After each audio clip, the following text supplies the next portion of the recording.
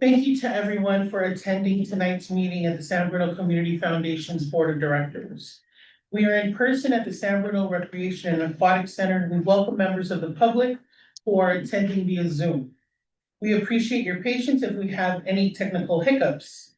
We ask speakers to speak loudly and clearly so that the microphones can pick you up and that our online guests, as well as everyone in the room, can hear you. A couple of technical items before we get to the content of tonight's meeting. Please know that we want to hear from you. Members of the public who are here at the RAC in person, if you would like to speak during public comment for items within the jurisdiction of the board that are not on the agenda or on any of the agendized items, please fill out a speaker card that's on the table near the door. If you are attending via Zoom and you'd like to address the board during public comment for items not on the agenda or in any of the agendized items, please use the raise your hand button at the bottom of your Zoom screen. Once you raise your hand, the executive director will see that someone wants to speak, and she will let them know that you are waiting, and she'll let me know that you are waiting. When it is your turn to speak, the executive director will call your name and unmute you.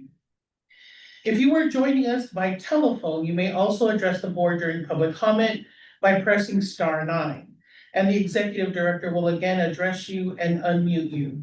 Speakers will be given 3 minutes to address the board. Please note that individuals may only speak once per agenda item. Were there any emails received or published on this? Okay, so let's begin the meeting. I now call the special meeting of the San Bruno Community Board of Directors of June 4th, 2025 to order. We are so thrilled to be here at the San Bruno Recreation and Aquatic Center, the foundation's most significant project and beautiful new facility that is serving the recreational needs of our community. This is a special meeting, so let's get started. I'll turn it over to Secretary Gomez for roll call. Board Member Belinda Wong. Here. Board Member Supriya Perry. Here. Board Member Jessica Nguema. Here. Treasurer Pat Lynn. Here. Secretary Raul Gomez is here. Vice President Jim Ruane. Here. And President Melissa Natani Johnson. Here. All accounted for. Thank you. And now to item number 3, would any members of the public like to address the board on a topic that is within the jurisdiction of the board, but is not on the agenda? For those on Zoom, please indicate so by using your raise your hand button at the bottom of your Zoom screen.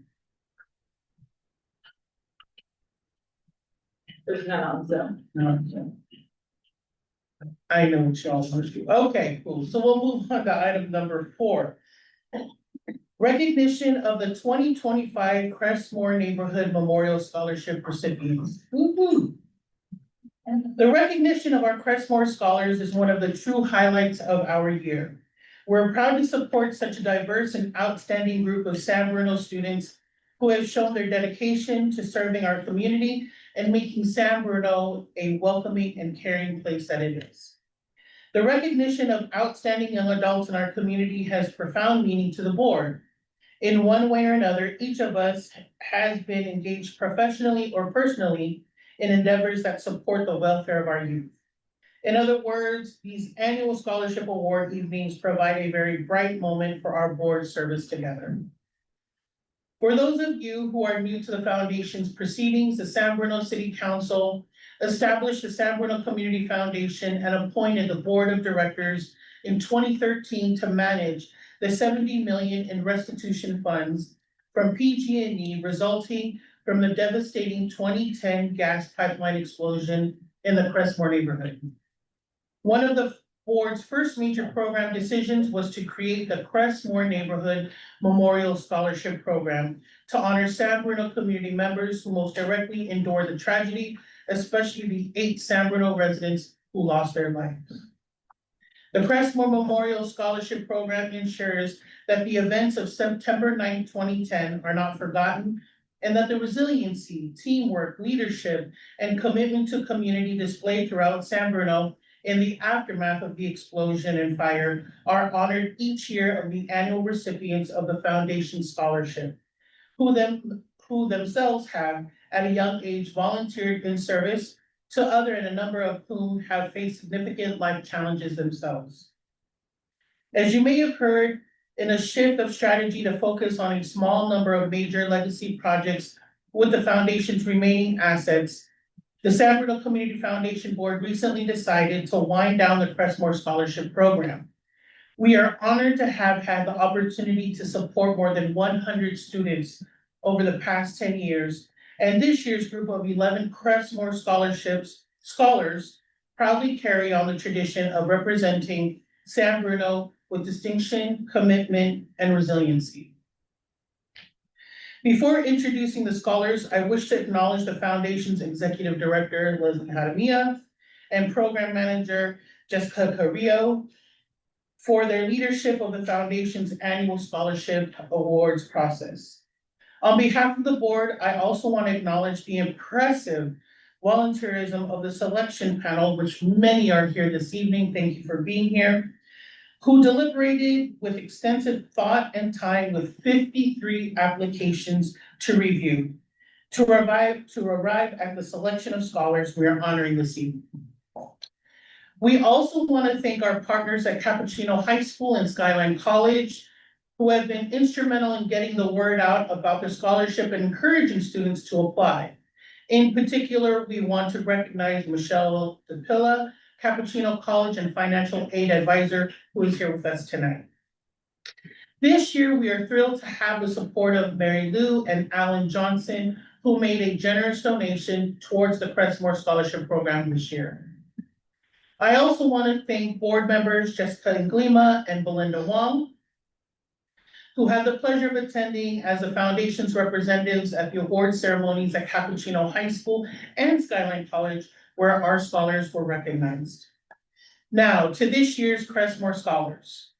On behalf of the Board of Directors of the San Bruno Community Foundation, I wish to express not only admiration for your success traversing the challenges of high school and community college, but for your maturity in recognizing the importance of being positive contributors to society. It is our hope that you will never lose sight of how critical it is to the future of your college and the community where you will ultimately reside. That you be engaged in making positive contributions to the welfare of others, just as you have been engaged and involved in our San Bruno community. In addition to all that has already been recognized, I'd like to also acknowledge the fortitude and resilience of this group. Each of you having achieved all that you have is remarkable. Our graduating high school seniors began high school in the middle of a global pandemic, and you have all spent much of your high school and community college years dealing with challenges related to the pandemic and at a particularly tumultuous time in our history, both nationally and internationally. Each one of you shines as a brilliant beacon of hope in a trying time, and we intend to follow your lead as you continue your paths. We look forward to you keeping the board updated on your new accomplishments. We are honored and pleased to help support your academic and personal growth. This is a proud moment for you, your family, the foundation, the city of San Bruno, and your schools. Before we commence with the presentations, we'd like to invite Randy Trujillo, representing San Mateo County Supervisor Jackie Spear, to say a few words. All Crestmore scholars will be receiving commendations from the San Mateo County Board of Supervisors, thanks to Supervisor Spear. Randy, thank you for joining us.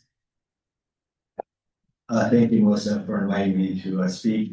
I've had the pleasure of coming to this event for several years now, and happy I'm able to do so again this time for Supervisor Jackie Spear in her first term or first year as supervisor. I know that Supervisor Spear, when she was in Congress, was a very strong advocate for the creation of this fund. And so I know she'd be very proud and gratified to know that it's been beneficial to students for many years. And I say this every year so that this board knows this, but you know, every year I come, I'm super impressed by all the students. They are the pride of the county. And I'm especially happy to see the former recipients come back and show what great work in progress they've done. So once again, congratulations to these recipients and to, I look forward to seeing some of you come back in the future and sharing your success. Again, congratulations.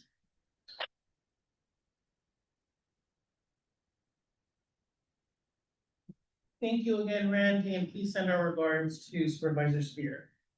And now for the presentation of scholarships.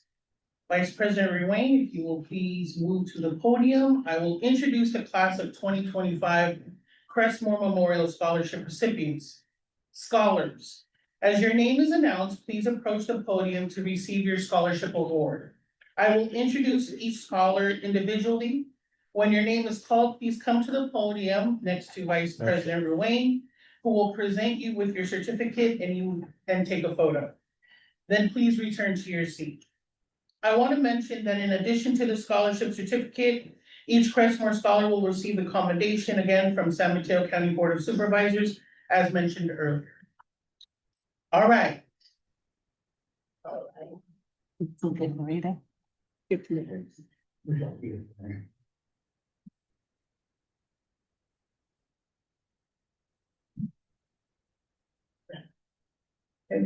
Okay. Our first 7 scholars are recent high school graduates, all from Cappuccino High School, Loma State. The first scholar will attend a community college and receive a $5,000 scholarship, $2,500 a year for 2 years. The first scholar is Sarai Freeman.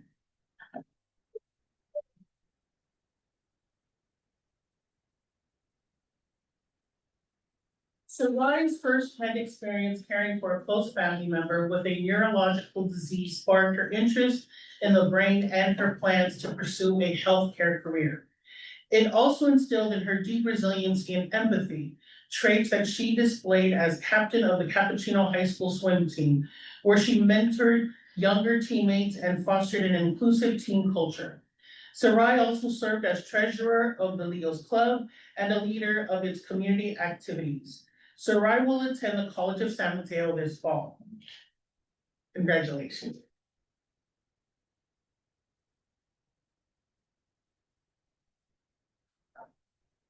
The next 6 high school scholars will attend 4-year colleges or universities. Each will receive a $20,000 scholarship, $5,000 a year for 4 years. Our first one is Elijah Agra.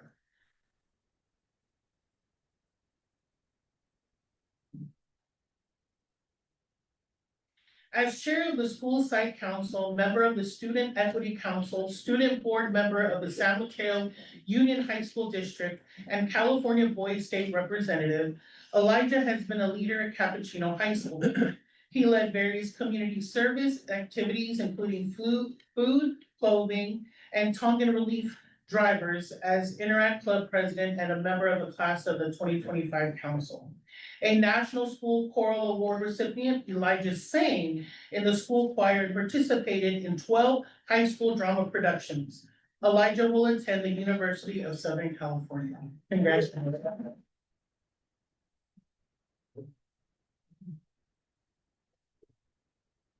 Our next scholar is Abraham Alpha Khoury.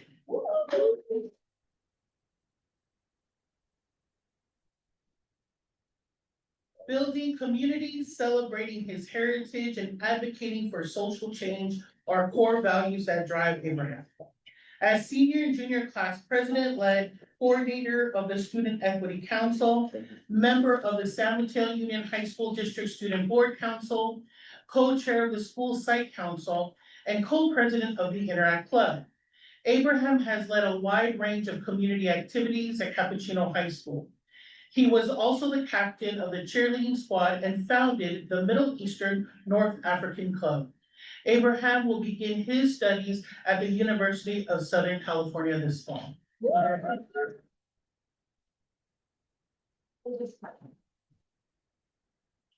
Our next scholar is Mark Askendoff.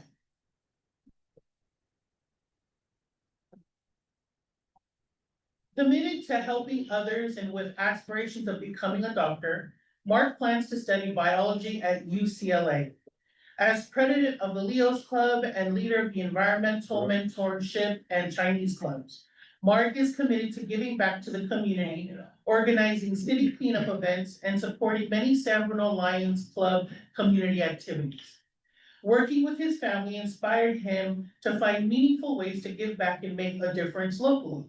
After playing in a variety of San Bruno youth sport leagues, Mark captained the varsity water polo and badminton teams at Cappuccino High School. Congratulations.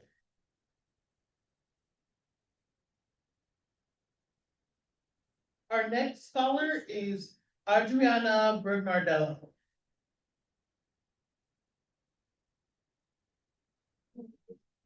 The combination of her passion for the outdoors and her love of working with children has fueled Adriana's desire to pursue a career in primary school outdoor education. A leader by example, she has served as a cabin leader for the San Mateo County Outdoor Education Program, volunteered with the Special Olympics, and led beach cleanups with the Pacifica Beach Coalition. Despite battling several injuries, Adriana captained the Cappuccino cross-country team and ran on the track team. Adriana will be attending UC Santa Barbara. Congratulations.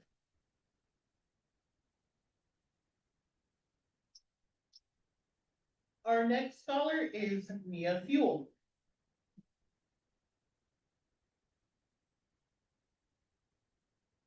Mia is a Cappuccino High School International Baccalaureate Diploma Scholar, a two-sport varsity athlete, and a dedicated member of the San Bruno community. She served on the school site council and student equity council and is a chemistry teaching assistant. Despite suffering a serious knee injury, Mia captained her soccer and track teams and helped lead First Touch Bay Area, a student-led soccer program. Motivated by her mother's journey through multiple health challenges, Mia will attend UCLA on her way to medical school.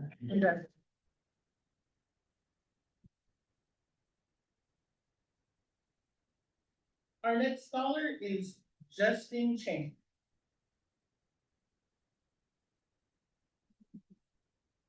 As an aspiring architect who will attend Cal Poly San Luis Obispo, Justin hopes to design life-changing spaces that can transform lives and bolster bolster communities. While taking classes concurrently at the College of San Mateo as a middle college student, Justin was a leader in Cappuccino High School's marching band, served as an outdoor education cabin leader, participated on cross-country and track teams, and worked several part-time jobs to help his family. As an intern at a local architectural firm, he collaborated on a proposal to improve a youth baseball field on the San Bruno-Millbrae border. Congratulations.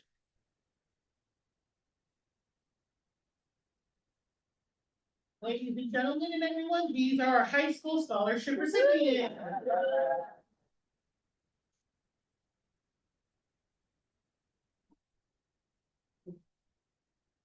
Our next group of scholars are receiving $10,000 scholarships, $5,000 a year for 2 years to advance from community college to a 4-year college. Our first scholar is Rumisa Ishak.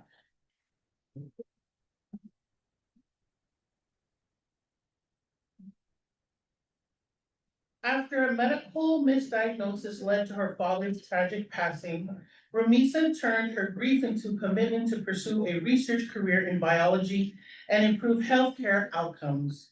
With an understated leadership style, Ramisa was an in-demand learning center peer tutor who primarily helped non-native English speakers.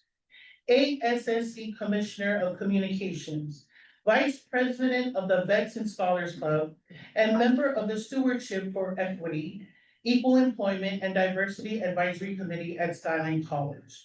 Rumisa will transfer to San Jose State University.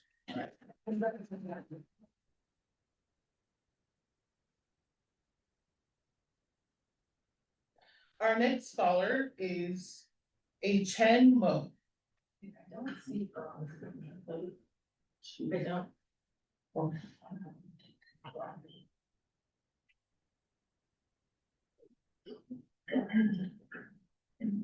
Don't see problems there. Okay, I'll just proceed and read her absence. Okay. A is joining us, well, was supposed to join us via Zoom, as she is physically across the country in Boston, where she has started a summer internship at MIT. A's interest in neurobiology is rooted in helping care for her sister with Down syndrome and the challenges her family experienced in accessing care during political unrest in her native Myanmar.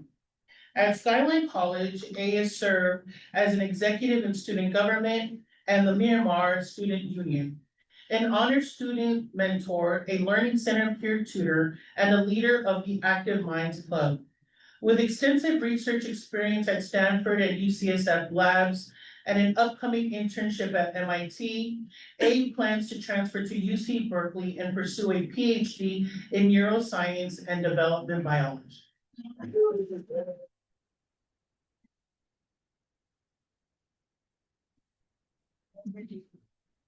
Our next scholar is Ken Race.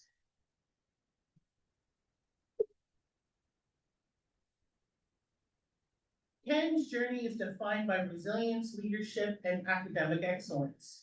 After spending his early years separated from his parents, Ken immigrated from the Philippines to join his mother and brother here in the Bay Area. At Skyline College, his calm demeanor and determination have made him an effective tutor in the Learning Center, where he supports students as they work through academic challenges. Ken also serves as a senator in the Associated Students of Skyline College and as a vice president of the Honors Club.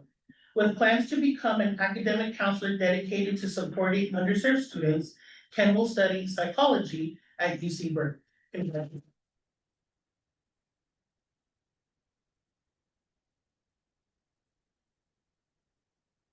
Our next scholar is Kyla Victorino.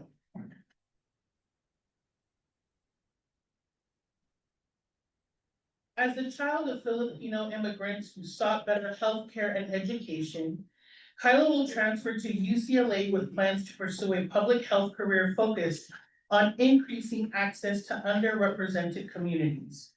At Skyline College, Kyla participated in the Accelerate Fellowship at the Bay Area Entrepreneur Center, spearheading development of the downtown San Bruno mural proposal in partnership with the San Bruno Improvement Group. She also served as vice president of the Business Entrepreneur and Finance Club and worked as a recreation leader for the after-school program. Congratulations.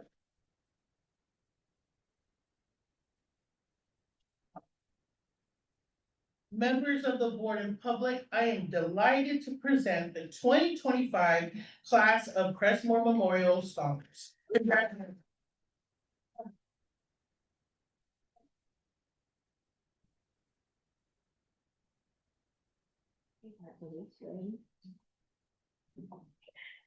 We'd now like to ask several of the 2025 scholars to say a few words. Elijah and Abraham will speak on behalf of the high school scholars, followed by Ken, who will speak on behalf of the Skyline students advancing to four-year colleges.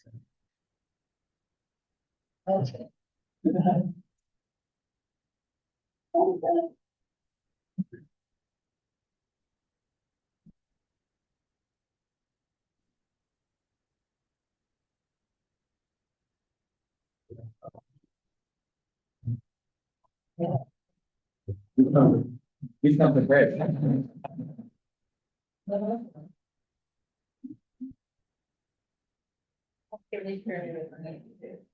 All right, good evening, everyone. My name is Eli. And my name is Abraham. Oh, wait, dang it, Eli, come on, practice. Okay, for real this time, I'm Eli, And I'm Abraham. and we are two proud Cappuccino High School alumni from the class of 2025. Alumni? Isn't that just for old people? Just kidding, just kidding. We're here tonight not only to accept the generosity of the San Bruno Community Foundation and its Crestmore Scholarship, but also to speak on behalf of all of this year's scholarship recipients from Cappuccino. Representing Cappuccino tonight, we're honoring 7 incredible graduates, including ourselves, Among them are Mark Oskendolfi, And I know we mentioned them earlier, but we're gonna keep going. Adriana Brigadello, Sarai Freeman, Mia Fuel. and Justin Chang. Let's give them another round of applause. Out of a pool of 53 impressive students, we were selected for our dedication, resilience, and deep-rooted commitment to the San Bruno community. This scholarship, as many of you know, honors those impacted by the tragic events that took place in the Crestmore neighborhood. So tonight, we don't just stand here as individuals heading off to our next chapters. We stand here as representatives of our community and as proof that where we come from matters. Additionally, with the proper support, students like us can thrive, especially those who often do not get the chance. This scholarship doesn't just reflect our commitment to San Bruno, it reflects San Bruno's commitment to us, to the next generation of students who are eager to learn, eager to grow, and to carry the values of this city wherever we go. To have the opportunity to leave what we've always known as home and expand the heart of San Bruno beyond its borders is something we never imagined possible. Eli and I share a similar story. We're both first-generation, low-income students. Throughout the years, we've learned to lean on each other for support, even in the most difficult times. That friendship reminded us that community is everything. For us, San Bruno has always been more than just a city. It's where we found mentors and joined clubs, led student efforts, and supported one another when it mattered most. It's where the community defined itself as a tight-knit and interconnected one. Whether it was through school leadership or community organizing, we've worked diligently to give back at least a portion of what was given to us, back to the place that shaped us as individuals. Empowered by San Bruno and supported by the scholarship, we were both able to commit to a 4-year university that still feels surreal to even say aloud. This fall, we will be attending the University of Southern California. He's not kidding, that's crazy to say. With that, we wanted to give a heartfelt thank you to the San Bruno Community Foundation, along with Mary Lou and Alan Johnson, for all of your generosity towards us. Folks, can we please give them a round of applause?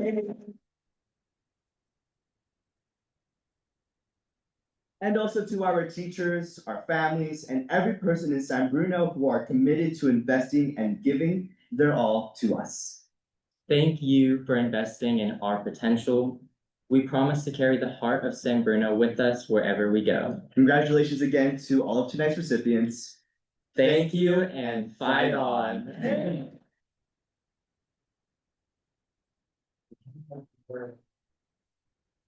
Congratulations. Ken?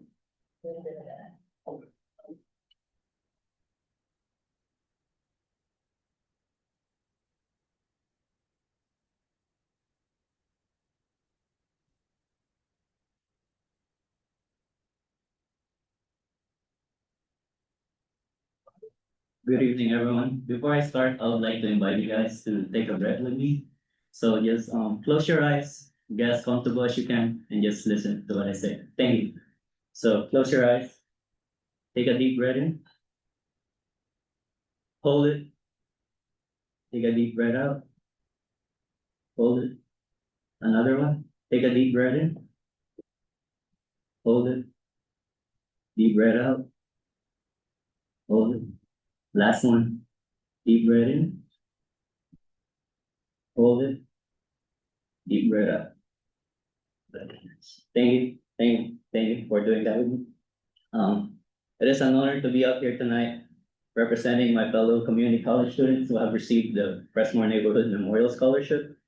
First, I would like to thank the San Bruno Community Foundation for the opportunity to be up here in this special ceremony in recognition of the wonderful students who have been awarded the scholarship.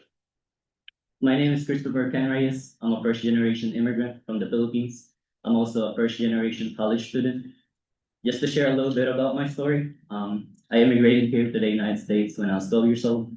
And after high school, I decided to go to community college to save up enough money to afford going to a 4-year university. Ever since I was a kid, I've always wanted to pursue higher education, but I was also aware of the financial burden that comes with it. Especially coming from a single parent household, I had to balance a full course load along with a busy work schedule to save up enough to continue pursuing my dreams, right? Um, of course, like being in community college wasn't just about challenges. There were also a lot of triumphs. Um, Being in community college has helped me build meaningful relationships that will last a lifetime. It has helped me find my community, my purpose, and ultimately it has helped me grow not just as a student, but as a person. And one thing about me is that wherever I go, I always bring my community with me. So I'm up here speaking on behalf of the other community college students and our struggles and our unique experiences. I believe that my journey is reflective of theirs as well. And I know that Ruby and Kyla can attest to what I'm gonna say. Most of us who went to community college did so because of the other responsibilities that we have in our lives. It may be working to help support our education or taking care of our families. So aside from like focusing on our academic lives, we also have to balance our work, personal, and family lives. Realizing this, I just want to say that I am proud of all of us for how far we have come, for for pushing through every obstacle, and for continuing to rise. Of course, like I can't be up here without mentioning the impact that this scholarship will have on my life. I am truly grateful to receive this award, and I am honored to be part of something that means so much to the San Bruno community. This scholarship, of course, will help ease the financial stress of university, allowing me to fully focus on serving my community and achieving my goals. But I also want to recognize that this scholarship is a living tribute to the lives that were lost, the families that were affected, and the strength of the San Bruno community in times of tragedy. I'm truly humbled to represent the values of resilience, leadership, and community that this scholarship stands for. And before I end this speech, I would like to give a shout out to my family, my mom and my brother who are here right now. They didn't know that I was gonna do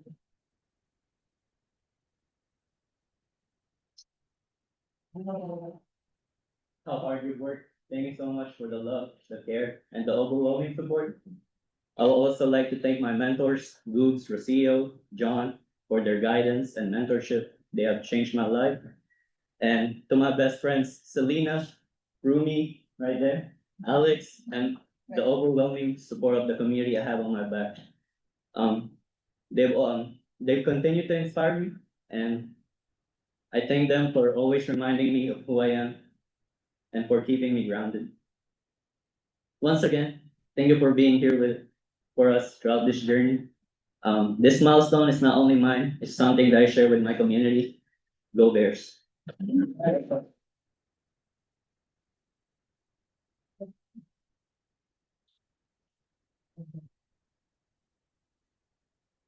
Once again, thank you so much to Elijah, Abraham, and Ken. Can we please give them another big round of applause?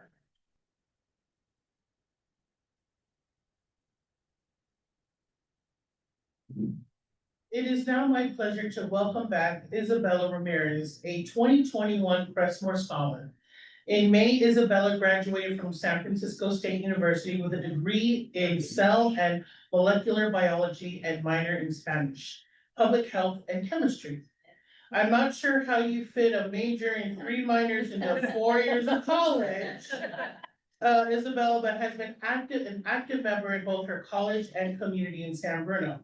At San Francisco State, she has been a student researcher investigating the impact of chronic stress on communities of color and how mature-based interventions can improve health outcomes. She also formed a student club that provides support to underrepresented pre-med students, and she became certified as an emergency medical technician. In San Bruno, she is one of the founders of the San Bruno Period Drive, organizing mental health product drivers in our local community. Isabella truly exemplifies what we at the foundation intended to celebrate with the Crestmore Scholarship. Isabella, thank you for joining us tonight. We hope you will share your story and offer a few words of wisdom to our new scholars. Good evening, scholars, San Bruno Community Foundation board members, and families. My name is Isabella Rose Ramirez, and as a 2021 Crestmore Scholar, it is an honor to have been invited to speak here today. I grew up in San Bruno, am a Cappuccino High School alumni, and as of 2 weeks ago, became an alumni of San Francisco State University as well. Our scholars are here today for the same collective reason. They are passionate in what they do, and they have shown outstanding dedication and service to our community here in San Bruno. They are committee leaders, members, artists, and athletes, and change makers and trailblazers on their campuses and in their community. These scholars will take with them the lived experiences that have shaped their journeys thus far, and this passion for cultivating a strong sense of community into their next steps of their academic journeys. This is where the Crestmore Memorial Scholarship will support them in continuing the remarkable work that they do, and how I have also been supported throughout the past 4 years of my undergraduate journey. My favorite part of growing up in San Bruno was playing in our beautiful green spaces as a little girl. My mom would take me to the city park, my dad would take us to ride bikes at Lions Field, and my brother and I would play until the sun set in our backyard. And after 2 close family members were diagnosed with cancer when I was in high school, I started wondering how the different spaces we live, work, and play in impact our health. And I was drawn towards research that supports environmental and reproductive justice. My IB biology research paper in high school focused on associations between pollution and lung cancer globally, and this passion continued to blossom in college. I became very involved in community-engaged research during my time at San Francisco State University, where I studied the associations between stress, telomere length, and cardiovascular health in communities of color, and the impact that having access to green spaces could have on improving health. I was able to do this and many more community-involved activities on my campus because of the financial support of the Crestmore Scholarship, allowing me to focus on my studies and my research. My family and I are so incredibly appreciative of this because it gave me the opportunity to continue doing the things I love, uplifting my community and advocating for their health. The Crestmore Scholarship has supported me in becoming the first in my family to earn a science degree, and eventually I will be the first in my family to become a doctor. To me, the Crestmore Scholarship means that my community stands behind me just as I do for it, and has influenced my career path by propelling me further into service work that relates to health. During college, this included continuing my work with the San Bruno Period Drive, making sure that our community members had what they needed to stay healthy.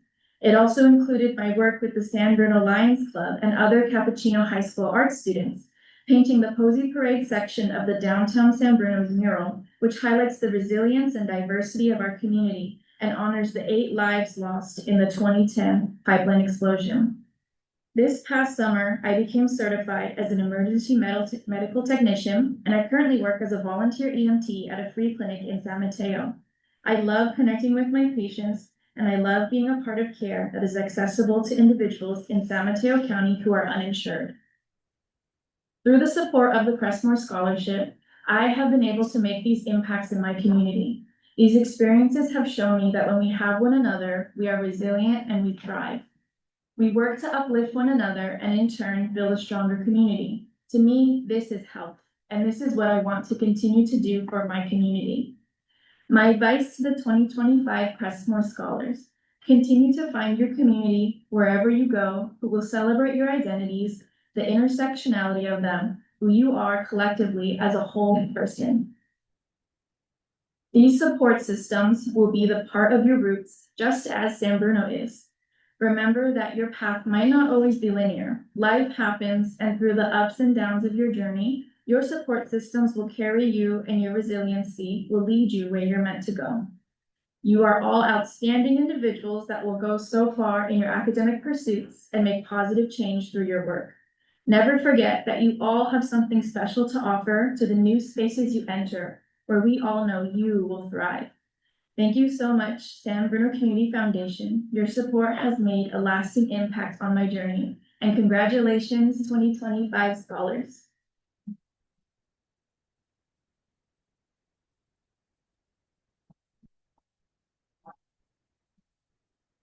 Thank you so much, Isabella. Now I'd like to introduce San Bruno Mayor Rico Medina and ask him to say a few words to our Crestmore scholars this evening. Thank you so much, Mayor, for being here with us tonight. Good evening to the board. First, I want to thank you for those of whether you've been here months or years that have been great stewards to this organization and what was started to help the community and its residents from that terrible, tragic day where former Mayor Wayne and I were up on the hill and watched it unfold in the years later. What I would tell you is, I want to also thank Randy, because Randy's a little modest, but Jackie is at another meeting. I left her in San Carlos. So she went to another meeting, I came here. And Randy has always been here and supportive under Supervisor Pine, and Jackie and shows up. And so thank you for your time and commitment. I got permission from Lester that I can do back things. I do want to say that my day started early in San Francisco at the MTC Building Air Quality Board District. I'm one of the trustees. I should talk to you later. I could have used you today. Then over to San Carlos for Sam Board of Directors. And these are things that as a local I get to serve on, but I do it countywide. First time that both of those organizations had somebody from San Bruno actually serve on them ever. Also with the Caltrain. So yes, if there's problems with any of those elements, you can email me and I'll see what I can do. But what it was rewarding to me is I was going to end the day here. Because what motivates me and inspires me is what I just heard from those of past, those of current. And also, I am a proud CAP alum. And I know good things come from Cappuccino. And I was there Friday at their graduation. And may I say, they had excellent speakers. And may I say, the temperature is a lot better here than it was on the football field. But what is important is that each and every one of you have had a journey to get to this point. You bring your personal life experiences, as I have mine. I never thought I would be the elected mayor. I really didn't. I used to work at the old rec center. I cleaned the bathrooms and I did other things, the rec leader stuff, and then elevated up and ran for city council and then for mayor. So things are possible. Look at this beautiful building. When Jim would always, I'm sorry, former Mayor Wayne, Jim would say, something good has to come out of that. This is the first time we've had these recipients receive this here in this facility. It's come full circle. You will go forward. You will make your own difference. You will set your own story, and you will, and my wish for you is that whatever you do, whatever path you choose, that you leave things better than you find them today, that you make a difference along the way, and that you always know we have to look out for one another, in our families, in our communities, in the schools you go to. Check on each other, support one another. The world we live in today, when we watch the news, can bring a person down or second guess where we're going. But what you have to do is look back to yourself. Look what you have achieved. Look what the support and love your family and friends have given to you. No, you're not alone.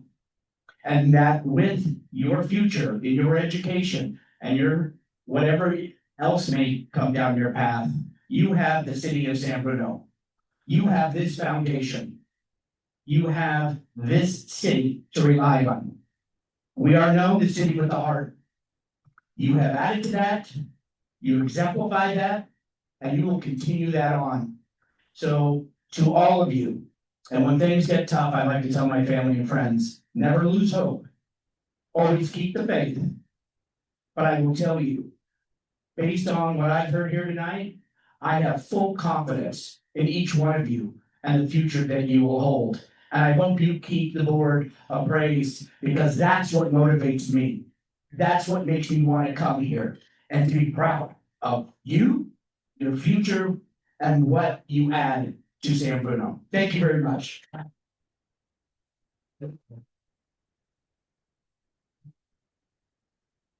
Thank you so much, Mayor Medina. I'd like to give members of the board an opportunity to address our Crestmore scholarships. Would any board members wish to comment? Thank you, Melissa. Well, it's been almost 15 years, and I said then, and I've said probably thousands of times since then, something good has to come out of what we experienced, this terrible tragedy. And tonight, you and your previous recipients are the personification of that goodness. It is just fills my heart. So, I'm going to be brief. I just want to thank you. Thank you from the bottom of my heart for all that you've done, all that you said, and to all the previous recipients. You are the goodness. You are the goodness. Thank you.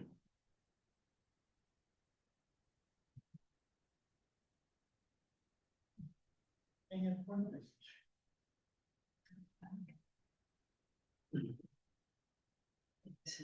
Yeah, hard to top everything that has already been said, but I had the opportunity to attend the Cappuccino High School Scholarship Award Night a couple weeks back. I just wanted to say how much I enjoyed meeting all of the recipients, your families. Your accomplishments are truly, truly impressive. I can't wait to see all that you'll do in college and beyond. Huge congratulations again.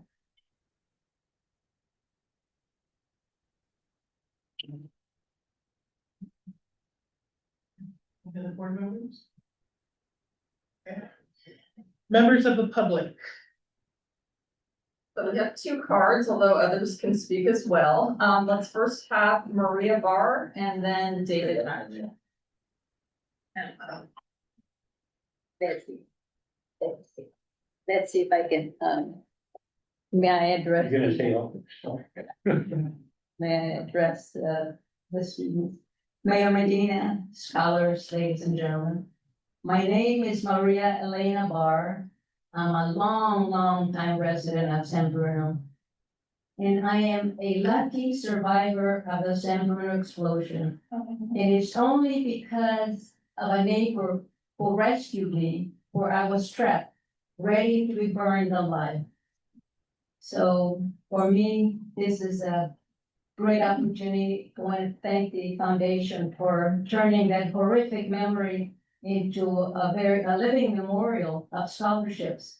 And you are coming to here today, like Mr. Royan said, something good had to happen from all of this. And so I want to thank the foundation for the love, their passion, dedication to keep San Bruno age-friendly city, safe for all, and to continue to thrive. And I want to talk to the scholars, thank you for participating.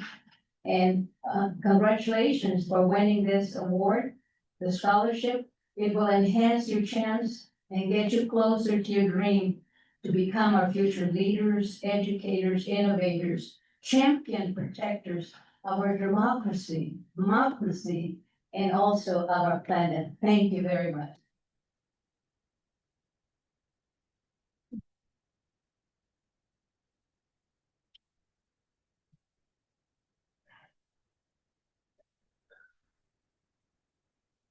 Most of you know me, David Nigel.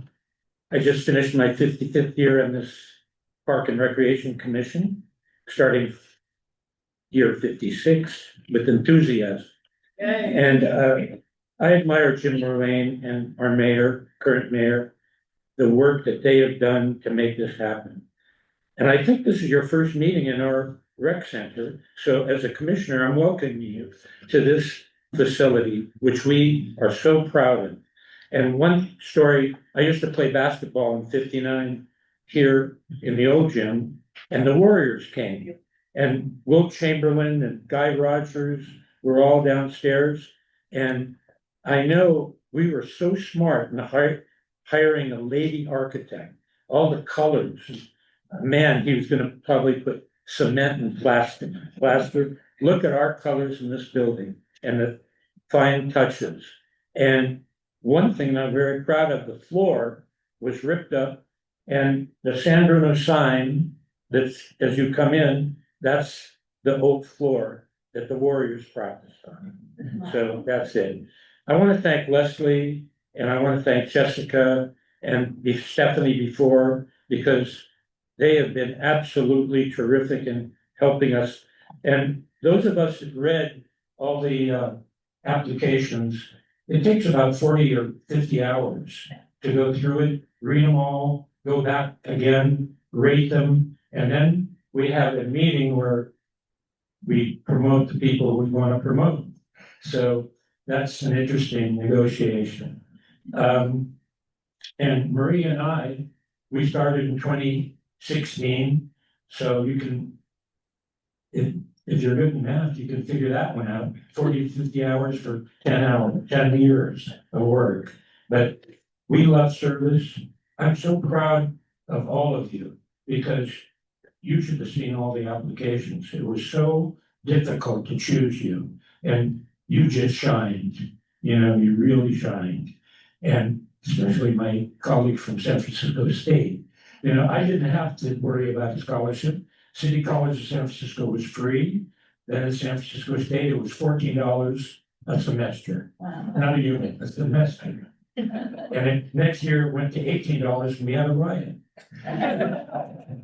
And so scholarships are important, not only here, but I'm proud of the fact that I've raised a lot of money for junior, seniors, and graduate students in park and recreation that are majoring in park and recreation supervision or park management. And I'm very proud to represent San Bruno, and they know me throughout the state. And I was honored 2 years ago to name the scholarship, state scholarship in my name. And they all said San Bruno, which really makes me proud. But I want to congratulate all of you. Good luck. And, you know, just, I know how much this is going to help you. My twins just graduated last week from the University of Wisconsin. They didn't take after their papa. I wasn't a pre-med or a pre-law student like they are, but I'm very proud of them. $46,000 tuition. So that money will help you in your endeavors. Good luck and best wishes.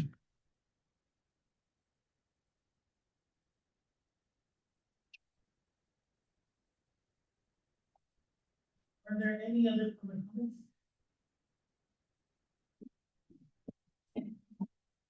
Just a quick comment. My name is Michelle DePila, and I'm representing Cappuccino High School tonight.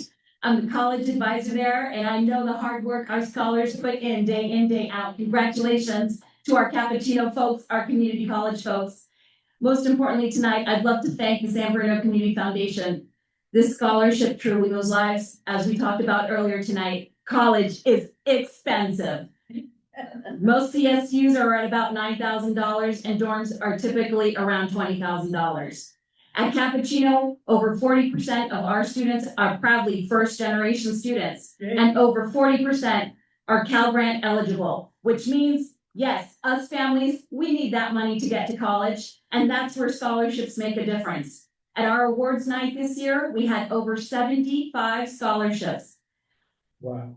However, the big difference between the other scholarships and yours, 65 were only $500 scholarships compared to what the San Bruno Crestmore scholarship is. So for that incredible amount, and for Jessica coming out to our school and motivating our students that sometimes say, I'm not that student, how am I gonna win a scholarship? Having a face come out and talk to our students during lunchtime to say, absolutely, anyone can apply for this scholarship and win it. But of course, it's not just anyone, and thanks for picking the best of our scholars, whether they're at Skyline or Cappuccino. Thanks again.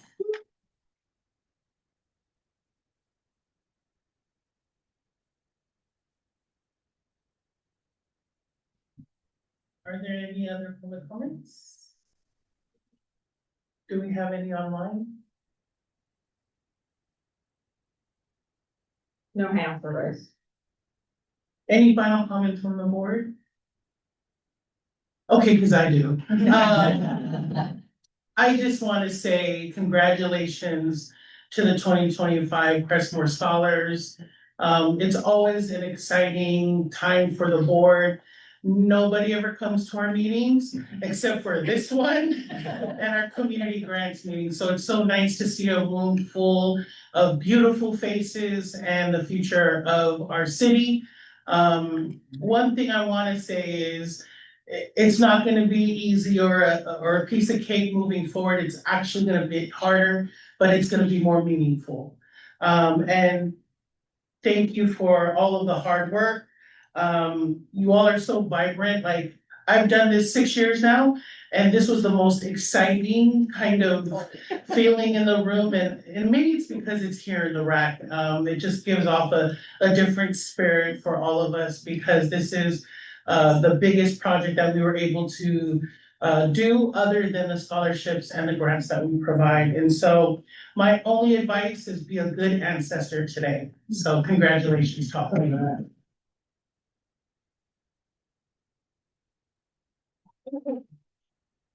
Before we take a short break and allow the scholars and their families to depart, we want to proceed with our second presentation tonight, so please just hold one moment.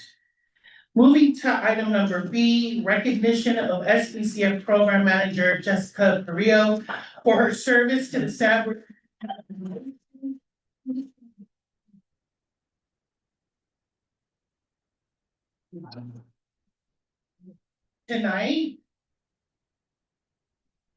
Tonight, we want to recognize outgoing Program Manager Jessica Carrillo. For the past 3 years, Jessica has played an important role in the running of the Community Grants Fund and the Crestmore Neighborhood Scholarship. Her dedication to the scholarship and the grant applicants and recipients is self-evident, as you heard tonight, as her love for the San Bruno and our community. Panelists on both of our review panels have praised her patience, willingness to help, and upbeat positive attitudes.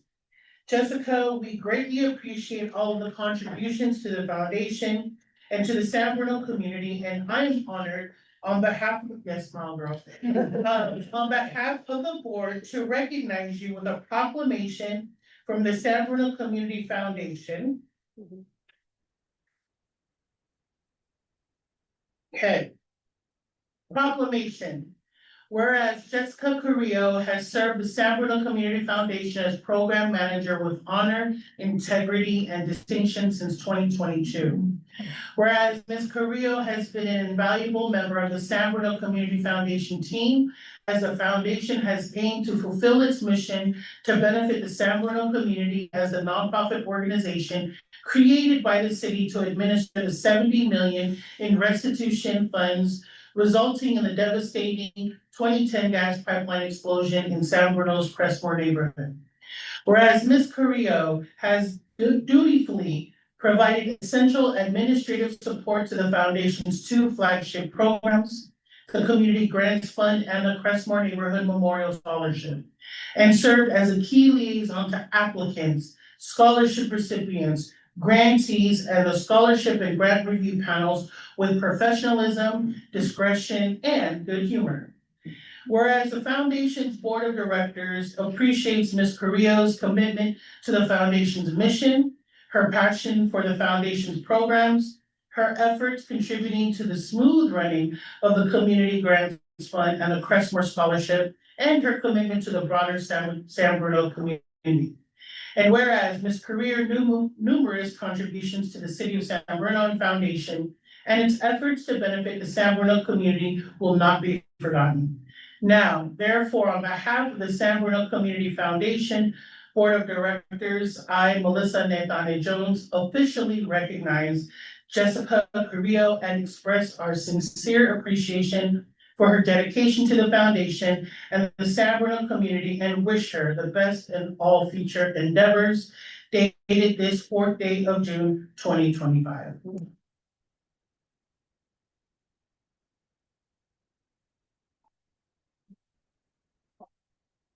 Before I turn the time over to Jessica to say a few words, would any of the board members like to say anything?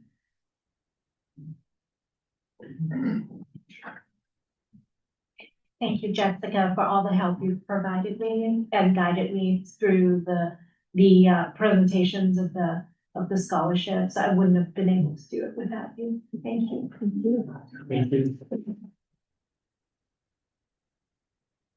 I'd also like to say, how truly grateful I am with how successfully you ran both the grants and the, scholarship, program. You just made it look so easy and seamless, and I have prepared a couple words just to make sure that I give you again the appropriate credit that you deserve. So your heart, thoughtfulness, and steadfast leadership have made such a difference, not just in how the programs were run, but how the lives that you've touched. It's been a privilege to witness the care and the intention that you've brought to every step. Thank you for everything, Jess. Appreciate you.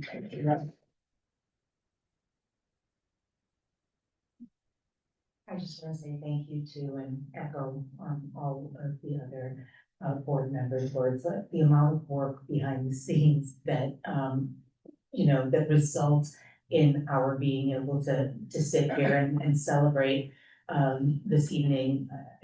That huge heavy lift that is indescribable. We just appreciate you so very much.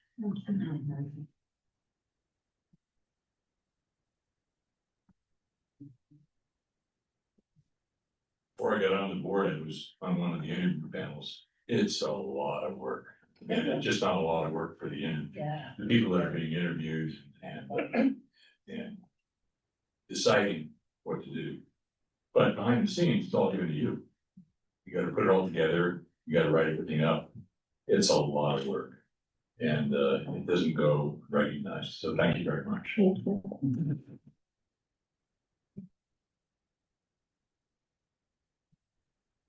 Jessica. So I only joined the San Bruno Community Foundation Board a couple months ago, but I met Jessica last year when we were working on the Measure X campaign. And then when I served on the community grants review panel as a volunteer, and you wowed me every step of the way. I'm so very fortunate to have gotten to work with you, and I hope we continue to do so. Make San Bruno better. It's your true passion. Good.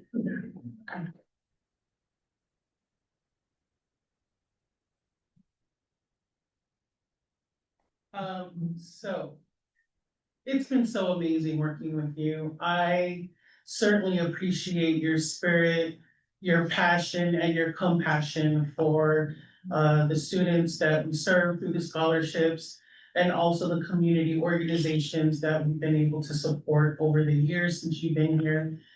It's a lot of work, but it always seems so easy for you because I know that this is where your heart is really in service. And so I want to appreciate you and thank you for all of your hard work in assisting. It's not easy to have an executive director and then an entire board and then have to also provide support for the two programs. And so I just want to say I appreciate you.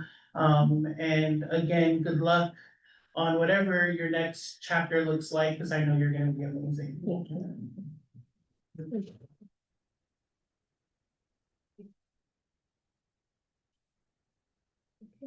Thank you. First off, I want to congratulate the Crestmore scholars, the present and all the past Crestmore scholars, and it's been an honor to follow the past. You gotta speak on it. Okay, it's been an honor to follow the Crestmore scholars over my years, the foundation. Every year in June, we have the annual report, which is due, where you write about what you've been doing, what's going on in your life. It's, pretty open to what you want to share with us, but it's exciting when we start getting those back. And so to meet students and then see them go off to college and touch base with them once a year or throughout the year has been really, really nice for me to see everybody's progression, and everybody has worked so well and done so many amazing things. And so I hold a special place in my heart for all of you. So I'm sorry that today I can't say I will follow you, but I will still follow you. And I know that a lot of you I'm going to be seeing around. I don't know, in movies and all of it in politics. I'm not sure where everyone's going, but I know that I will see you again. And I'm San Bruno, so I am going to be here and doing everything I can to help, but I did type something up and I know I tend to over talk, but I'd like to just share my farewell remarks. So once again, my name is Jessica Creo. I've been the program manager here at San Bruno Community Foundation, in charge of the Crestmore Neighborhood Memorial Scholarship and the Community Grants Program. As my role comes to a close with this final cycle, I want to take a moment to express how deeply grateful I am for this role, for this community, and for the chance to do work that has been so aligned with my heart and values. Serving in this position has been more than just a job, it's been a privilege. I've had the opportunity to witness firsthand the incredible impact of investing in people across San Bruno, in students, families, educators, and the many local organizations working every day to strengthen our San Bruno community. The Community Grants Program has supported a wide range of services that directly benefit San Bruno, touching lives through health support, food and housing assistance, crisis response, senior services, public safety, arts programming, educational enrichment like STEM and arts in school and music, and so many more. If you look on our website, you can see all the different grants that have benefited San Bruno over the years. It's amazing to see, even looking back at it. Me the other day, it's been a wonderful investment in the community.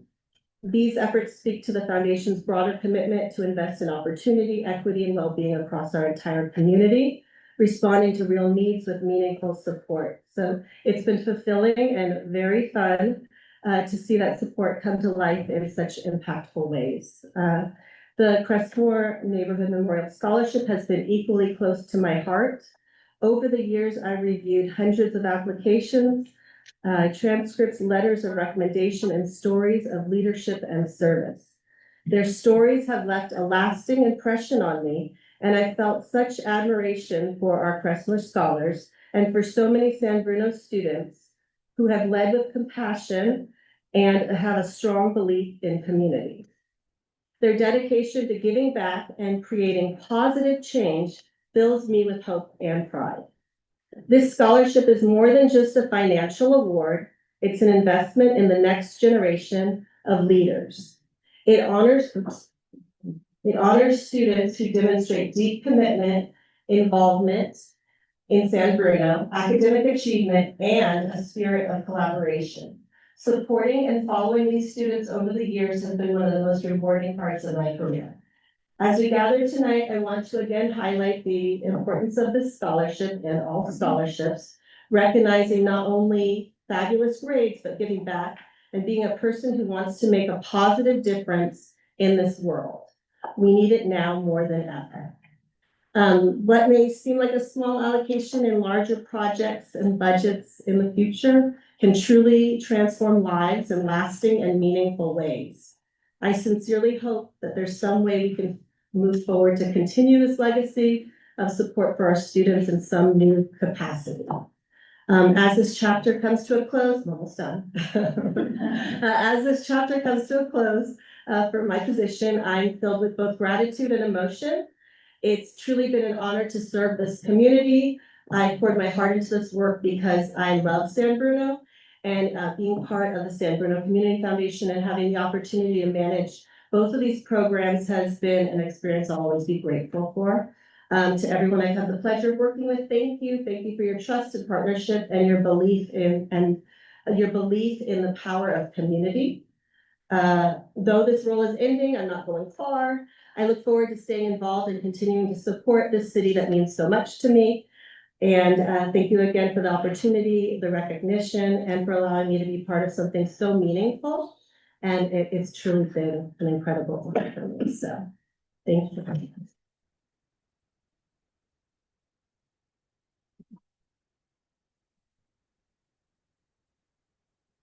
Are there any comments from the public?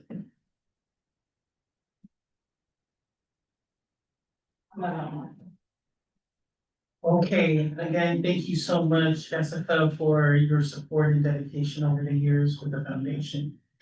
At this time, we will take a brief pause before continuing on with the meeting so that those of you who need to leave may do so. Scholars, please take one of the plants from the reception table. They are for you and your family. And again, congratulations to you all.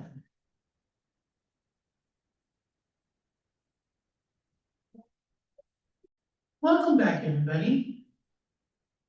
Now moving on to item number 5, approval of minutes. I will turn it over to Secretary Gomez. Thank you. In your meeting packet tonight are minutes from our May 7th, 2025 regular board meeting. Do any board members have any questions or comments? Motion to approve. Second. All right, any questions from the public? No. Any questions from the board and the public? Anything online, Leslie? No, nothing online. Okay. I will turn it over to Raul for a roll call. There you go. Board member Belinda Wong. Aye. Board member Supriya Perry. Aye. Board member Jessica Nglima. Aye. Treasurer Pat Lynn. Aye. Secretary Raul Gomez is an aye. Vice President Jim Ruane Aye. and President Melissa Natani Jones. Aye. All ayes. Thank you. Item number 6, Executive Director's Report. I will turn it over to Leslie. Okay, welcome. Slightly smaller crowd now. It's been another very busy month.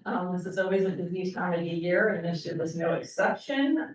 Just 2 brief reports. I have my written report in the board meeting packet. Just wanted to give 2 brief updates related to the board's strategy decisions from last month. As you know, the board identified a new fire station 52 as the foundation's top choice for a legacy project. And directed the president and myself to send a letter to the city council communicating that. And seeking the city's agreement to allow us to be a funding partner on that project. I did send the letter to the city council and the city manager the day after our board meeting. And last week, it's May 27th, regular meeting, the city council considered the foundation's offer to help fund the fire station. After comments from the public and a lengthy discussion, the city council, in a unanimous vote with 1 council member absent, agreed to have the foundation serve as a funding partner for Fire Station 52.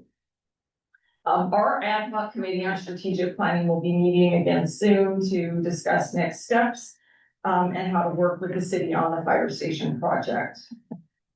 Also, as part of the plan, strategy decisions last month, the board directed me as executive director to start looking at our staffing needs and trimming costs of those decisions.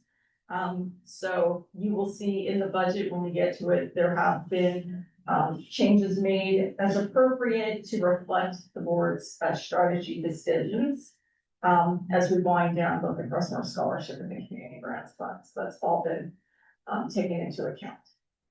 That's all I have. Okay. Are there any questions from the public?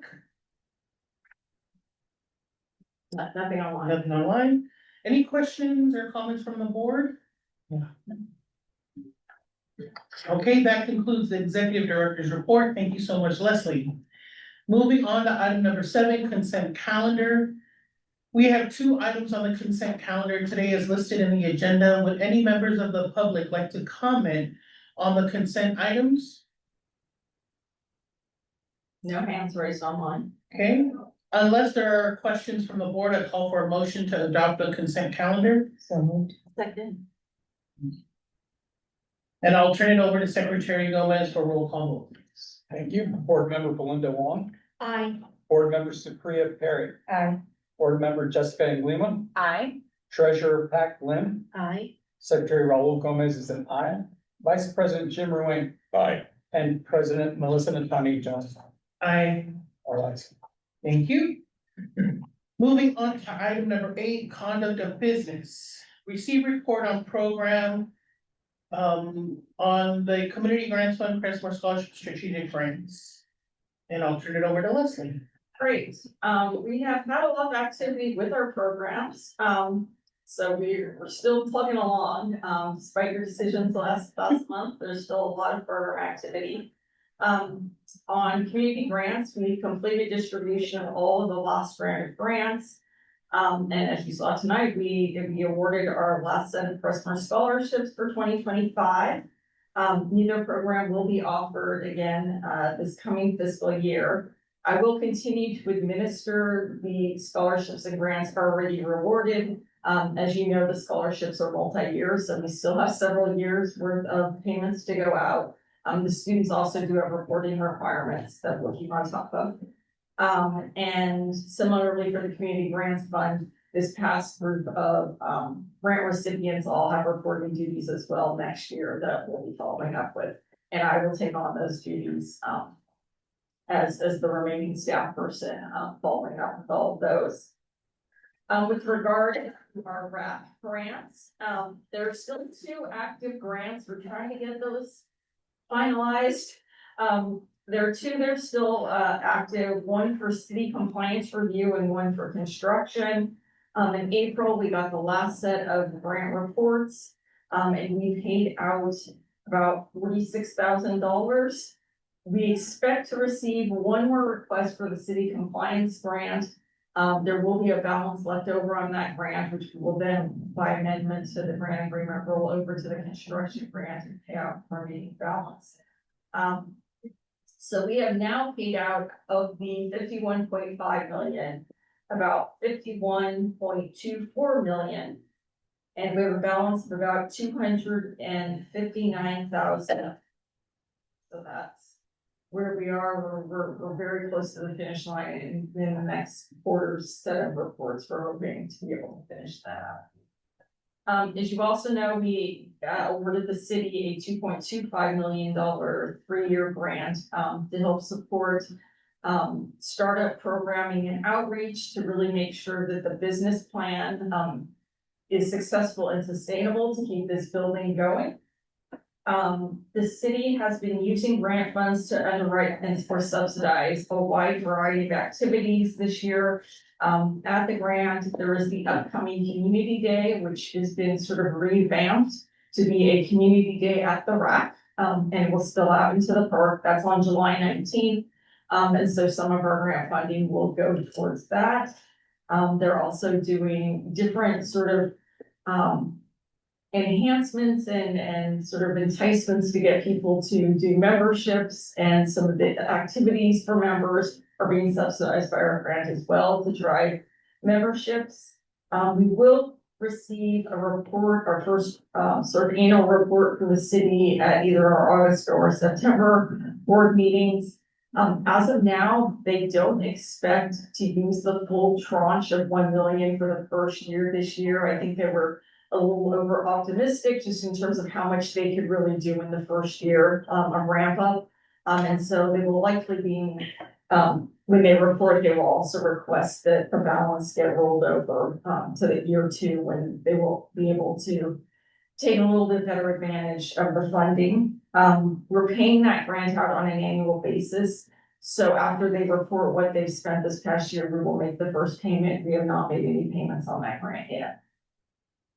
The Downtown Beautification Initiative, as you know, we gave the city a $350,000 grant for a series of beautification efforts downtown. As you know, it has taken a little longer in terms of all the greenery efforts, the planters, the irrigation, the trees, the medians, all that work. Finally, they did get together the whole project plan. They went out to RFP last month, or April, May, with a deadline later this month. So they are hoping to be able to kickstart the actual work with a hopefully completion by the end of the year.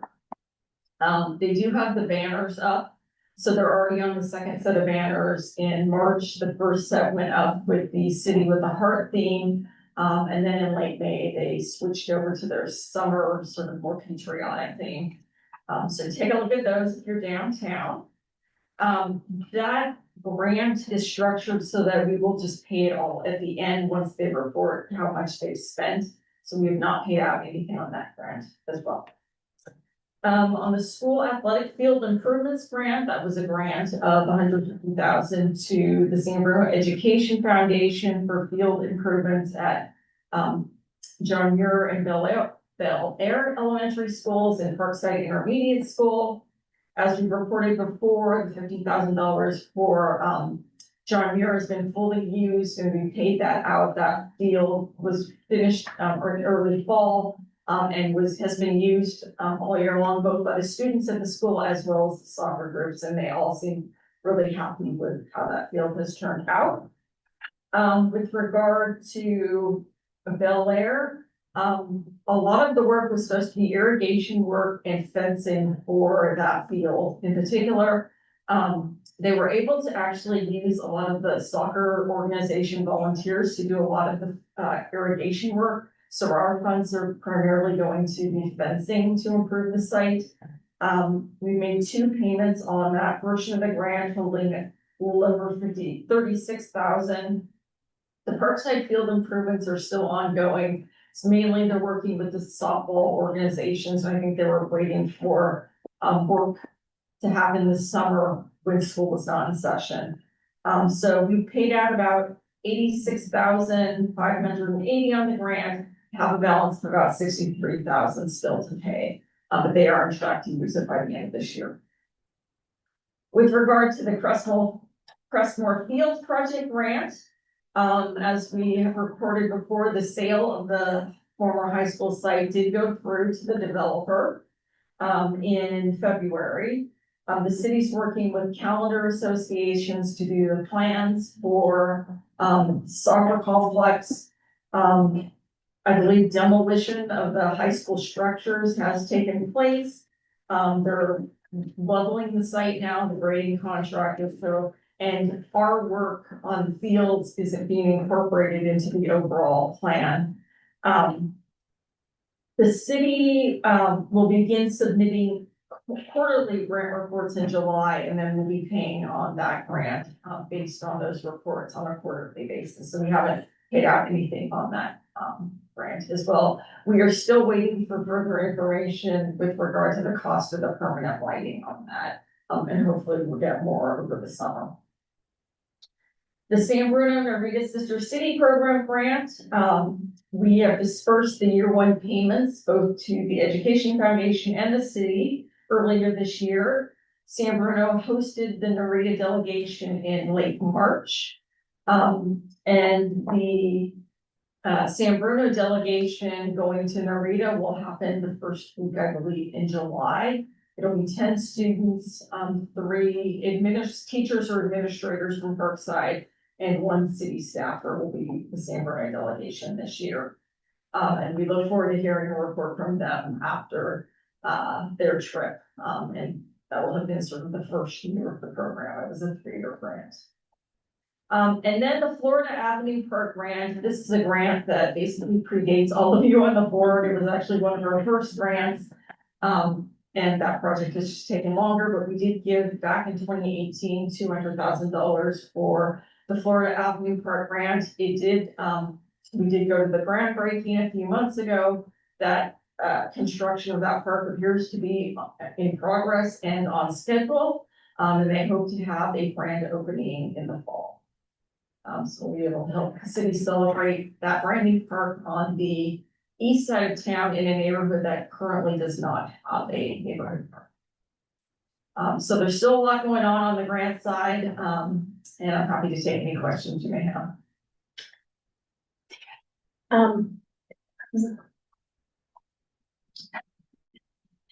With regards to the RAC startup, will the report in August or September include just kind of a balance sheet on what was spent and how the RAC is doing actually from a financial standpoint?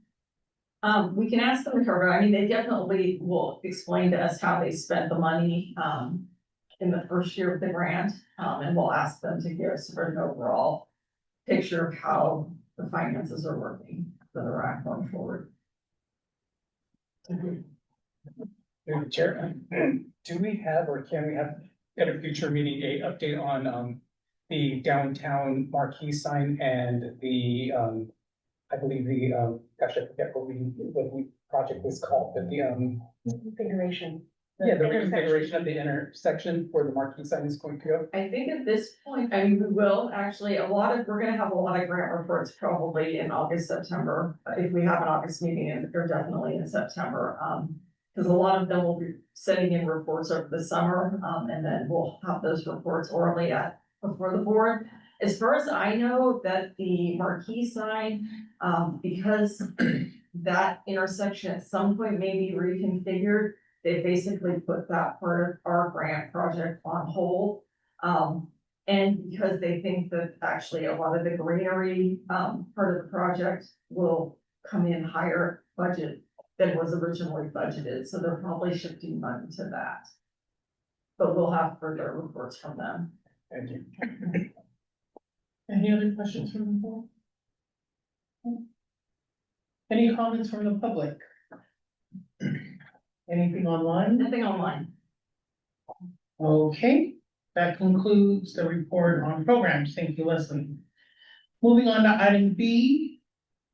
Receive report from Investment Committee on May 21st, regular meeting, adopt resolution redesignating all funds in the quasi endowment pool to the strategic pool by June 30th, 2025, and confirm whether or not the board will consider investing or developing a socially responsive investment strategy. Treasurer Lynn is chair of the committee and will provide a report. There are 3 parts in this item: a report from the investment committee, consideration of a resolution on redesignating funds, and then consideration of whether the board will further investigate a socially responsible investment strategy. Treasurer Lynn will cover the first 2 parts together, and then we will take public comment, have a discussion by the board, and then the board will consider the resolution. Treasurer Lynn will then briefly report on the SRI question. We'll take public comment on that issue, and then the board again will discuss and make a decision. Treasurer Lynn? Thank you. Good evening, everyone. As mentioned, we had us at our quarterly meeting on May 21st of 2025. Our special investment committee meeting, just because we were across the hallway. It's the same time, same place, just across the hallway. Sandhill Global came and gave us an outlook of the economy. One thing to note is that our financial is through March. This report is through March, before a lot of the uncertainty occurred, which was in the April, end of March going into April. So as of March, things were great for the most part. However, there's also good news. Even with all the uncertainty and the due diligence and the stewardship of Sandhill Global, we were able to recover through the choppy periods. And they continue to reevaluate the portfolio and continue to make sure that we try very best to maintain our principal at this point and continue to grow that as much as they can with alignment with our investment policies. In general, I mean, I'll just read it because it's kind of hefty. Mr. Domkowski, what he does say is that, yes, there is concern because of the tariff. What the economy is seeing is that, well, short term is fine, but really if this uncertainty continues, it will amplify the negative economic impact. At this point, the economic growth has been strong, and so there is belief that the interest rate will continue to remain where it as it's planned. And meaning in the reduction in the later part of this year, we will see as the Fed continue to monitor the economy. Now, so as of March of 2025, total value of our 3 investment accounts totaled 30.5 million. As of the last couple of weeks, is 31 million. So it's recovered, with a slight growth. Which then leads to, as President and Attorney Jones have mentioned, the resolution. So I'll kind of go into that because it's a little bit hefty. What originally the committee had considered was 2 separate resolutions that we are combining into one for the board to consider. The reason why we had the 2 resolutions, it's one of them is more administrative. And the other is to align with what the board has decided on in terms of the moving forward, how are we going to function as a foundation? So just a little bit of background, for those, even for myself, what the three pools are. So we have the three investment pools, or I should say, three investment accounts that makes up one investment pool. Liquidity, which is meant for about 2 years of operation. The purpose of the liquidity pool is to preserve the money as much as possible. So think of like a bank account, but with higher interest rates. The strategic pool is the second one. That is what I would consider as easily as what we have earmarked as our board. That can't be paid in this next 24, but we believe cannot be paid in the 24 months. Then there's the quasi. That was originally intended really for a 7 to 10 year maturity. And it's meant, and it has, because it's a longer term, therefore the mix in the baskets is a little different. It's a little bit more riskier than the strategic pool, which is obviously the most secure, the most conservative is the liquidity. In terms of the administrative element, which is the first part, is that really it's and Leslie can tell me if I'm wrong, it's more of an accounting and administrative where because of timing issues and how the bookkeeping is made, on the books, it looks like we have a negative balance in the strategic. And so we're recommending, as the committee, we had recommended that we need to transfer $1 million to the strategic pool from the quasi, just to make it look pretty. Basically just, originally the strategic pool was 55 million to be spent down over 7 to 10 years. We're now at year 9 in that process, and we have spent or committed all of that money. So that's why there's a negative, just part of our balance sheet shows a negative sort of non-designated funds. But we have the funds, we've had them in the quasi endowment, so it's really, like you said, an administrative movement of moving some funds from quasi to strategic, so it just shows clearly that yes, we are using those funds to pay off these liabilities. And the reason is because this past year, we actually committed ourselves to a number of major grants, including the Crestmore Fields, which was 3.4 million, and the RAC startup programming grant, which is 2.25 million. So that is just the administrative thing of moving money from one account to the other to make it clear in our accounting how we're paying off all of the liabilities we incurred this year. Thank you for the supplement. So as mentioned, the committee did recommend that that the board do consider redesignating $1 million from the quasi to the strategic pool. And let Leslie and Sandhill do their magic at that point. Then that went into the second topic of the resolution that was the majority of our meeting, because it is the discussion of how do we, well, first and foremost, it is part of our annual process that we will review our investment policy and our investment operating plan. And so that's part of our annual process, but with this year, we're also looking at, well, how do we need to make those changes now and align with what the board has said and decided in a couple months ago or a month ago. And because the board had decided that we want to invest in one larger legacy project, potentially the Fire Station 52, we started discussing, really there were 2 options on the table. There could have been more, but we were focusing on really 2, transferring everything over to liquidity because we want to preserve the remainder of the funds, or transfer everything from quasi to strategic. And I'll kind of go into why those 2 were discussed and then what the committee decided. One of the reasons why the discussion about transferring everything to liquidity from both quasi and strategic is because during the RAC, we broke it out into 3 groups because we knew that even if, like in this case, that if, let's say, the economy had gone awry and it hasn't recovered enough, there's still the quasi endowment funding to be able to support the RAP. Therefore, it wasn't enough money in the strategic pool, there's still the backup plan, the quasi. This time, we don't have that anymore. We're essentially liquidating everything. And if that's the case, what is the best way? Do we want to preserve all of our principles, or do we want to still be more strategic, lack of a better word, from the strategic pool? So that's why we were discussing that. The benefit of so as I mentioned, it is important to know that quasi was meant for a long-term return, which means it could be a little bit more risky in the shorter term. Strategic is 70%, I believe that's what I wrote here, 70% in fixed asset, which makes it more secure than the quasi. But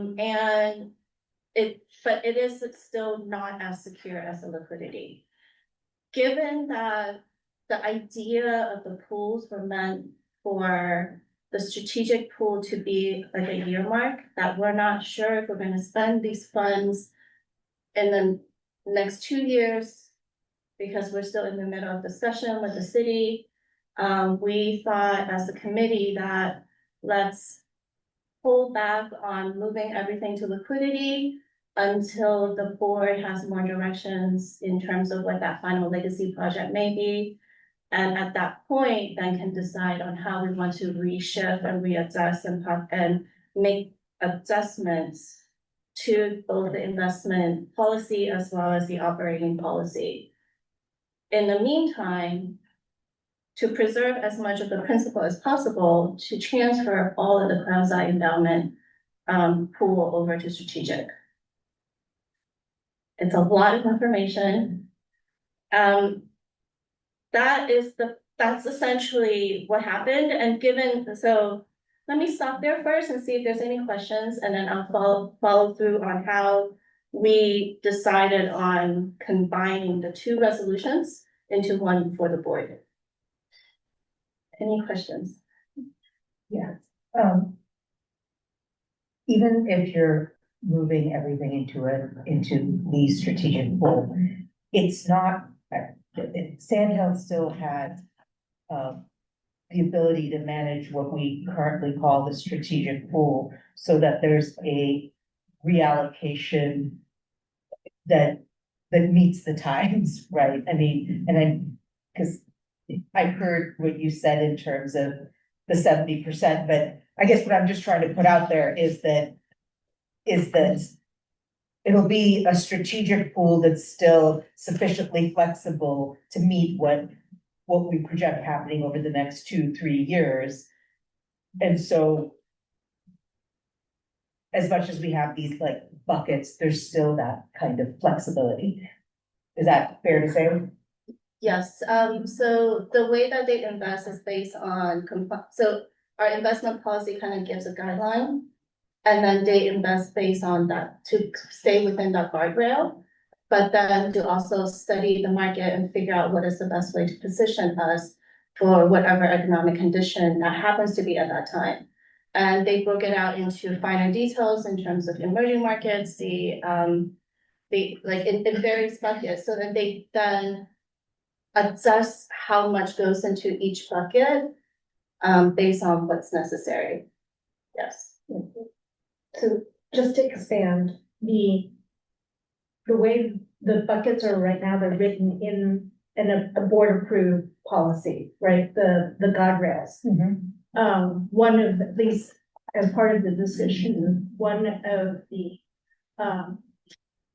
guiding factor was that in order for us to move to 100% capital preservation, which would be what we would want to do if we want everything in a liquidity account, that's basically everything is just, the whole point is preserve the capital. There is very little risk. We would actually have to rewrite the policy and have a board vote on that. The current policy allows us to move money between the 3 pools based on the board vote here. So given that we're not sure what the timeline is yet for what the legacy project is, whether it will be in the next 2 years or would be more like maybe 2 to 5 years, we felt that it was better to be flexible and just stay within the current policy. But advise that we move all the funds into the medium risk portfolio, which is the strategic pool.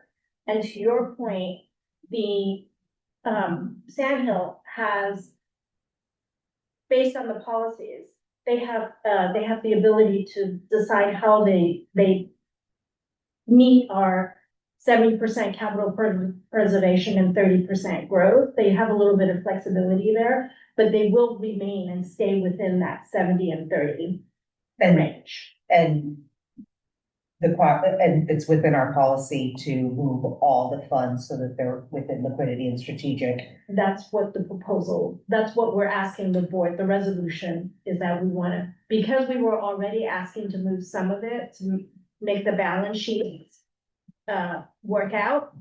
And now with the strategic alignment, we're actually recommending that we move all of it. We figure we would just do it in one resolution instead of having it into multiple. That makes sense? Yeah, just to explain, so if we moved everything to liquidity, that, the way it's currently written, has the sort of has to be spent in the next, is anticipated to be spent in the next 0 to 24 months. And our anticipation now is not that necessarily all of that money would be spent if we moved it, because we understand how long it took for the rack to be built and for those grants to be paid out. And we anticipate that there will be, you know, a staged process for paying out the fire station grant, assuming that's what goes forward. So that's why if we moved everything to liquidity, which would be the safest, you know, in terms of downside risk, but also has limited upside potential, that would require that full rewriting of the policy. If you're just moving stuff from quasi to strategic, there aren't the time barriers. And in fact, you can argue that now that the board has said, we are going to spend down this money over the midterm, however long, you know, this project takes, everything actually does more appropriately fit within the strategic goal from a time horizon standpoint. The policy will still allow for a quasi endowment. It's just the balance will be 0 now. And I think the committee did, you know, feel like there's so many questions that it didn't make sense to move everything to liquidity at this point. By moving everything from quasi to strategic allows for some upside potential as the market recovers. And it's higher now than it was a couple of months ago, as of today. And just gives us a flexibility in terms of not rewriting the policy immediately, you know, seeing how it plays out. The committee does meet every quarter, so there will be regular opportunities as the project advances for the committee to then come back and make a recommendation of the time. And, you know, now maybe we should move money over. Thank you. Can I ask one more question? Can you remind us how much is in liquidity versus the others right now? Currently, liquidity is only about between $700,000 and $800,000, because it's just based on what we needed. We haven't moved as much over because this year, even though we gave out a lot of grants, we're not paying them out this year. So there hasn't actually been a great outflow of cash this year compared to some other years. But as you'll see in the budget, there will be an allowance for, I think, over 9 million potentially to be moved from strategic to liquidity next year if the need arises for those funds. Okay. And does that take a meeting of the investment committee to do it, or we can do that at any? No, once the board approves that in the budget, then I have the discretion to work with Sandhill to move those funds as we need them.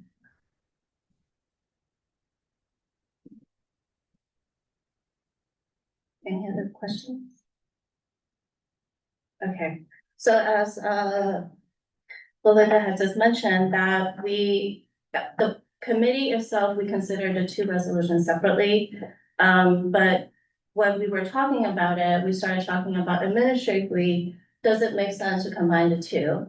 So we asked Leslie and Sandhill to kind of look at the timings and see whether it's possible, since you're already moving money from quasi to strategic, can we just move everything over before July 1? And what are the fiscal impact? What are any other impact that's giving them time to consider before bringing to this board? And the answer to that is yes, we can do that before July 1st. And Sandhill will make sure how to reallocate it as long as the board approve it. So what the resolution before you is really to move all of quasi into strategic. So that will leave 0 for the quasi. And it would, at this point, not touch there's no need to update the investment policy, both the operating and the the strategic policy. Okay, sorry. All right. So are there any other further questions or discussion for this particular recommendation? One other comment just to make is that we also, our accounting consultant and I also talked to our auditors to figure out how it would be shown. And, you know, our belief is that there's likely going to need to be a note in 1 year's audit about the movement of funds. And that would it could be this year or next year. And in some ways, just moving everything over makes it a clean break at the end of this year. And then next year, it's just strategic and liquidity, and makes that a nice clean break from an accounting perspective.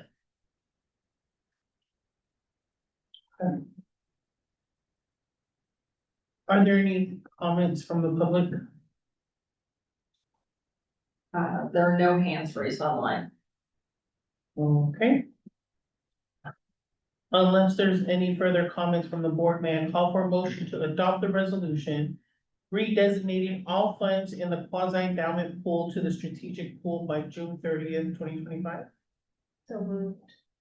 Second. Okay. I'll turn it over to Secretary Gomez for roll call vote. Board Member Belinda Wong, Aye. Board Member Supriya Perry, Aye. Board Member Jessica Inglima, Aye. Treasurer Pat Flynn, Aye. Secretary Raul Gomez is an aye, Vice President Jim Ruane, Aye. and President Melissa Natani Jones. Aye. All ayes. Okay, great. Treasurer Lynn, would you like to now finish the committee's report regarding socially responsible investment strategies? Yes, thank you. So the final part of the investment committee report is related to the that we want some guidance from the board regarding socially responsible investment strategy.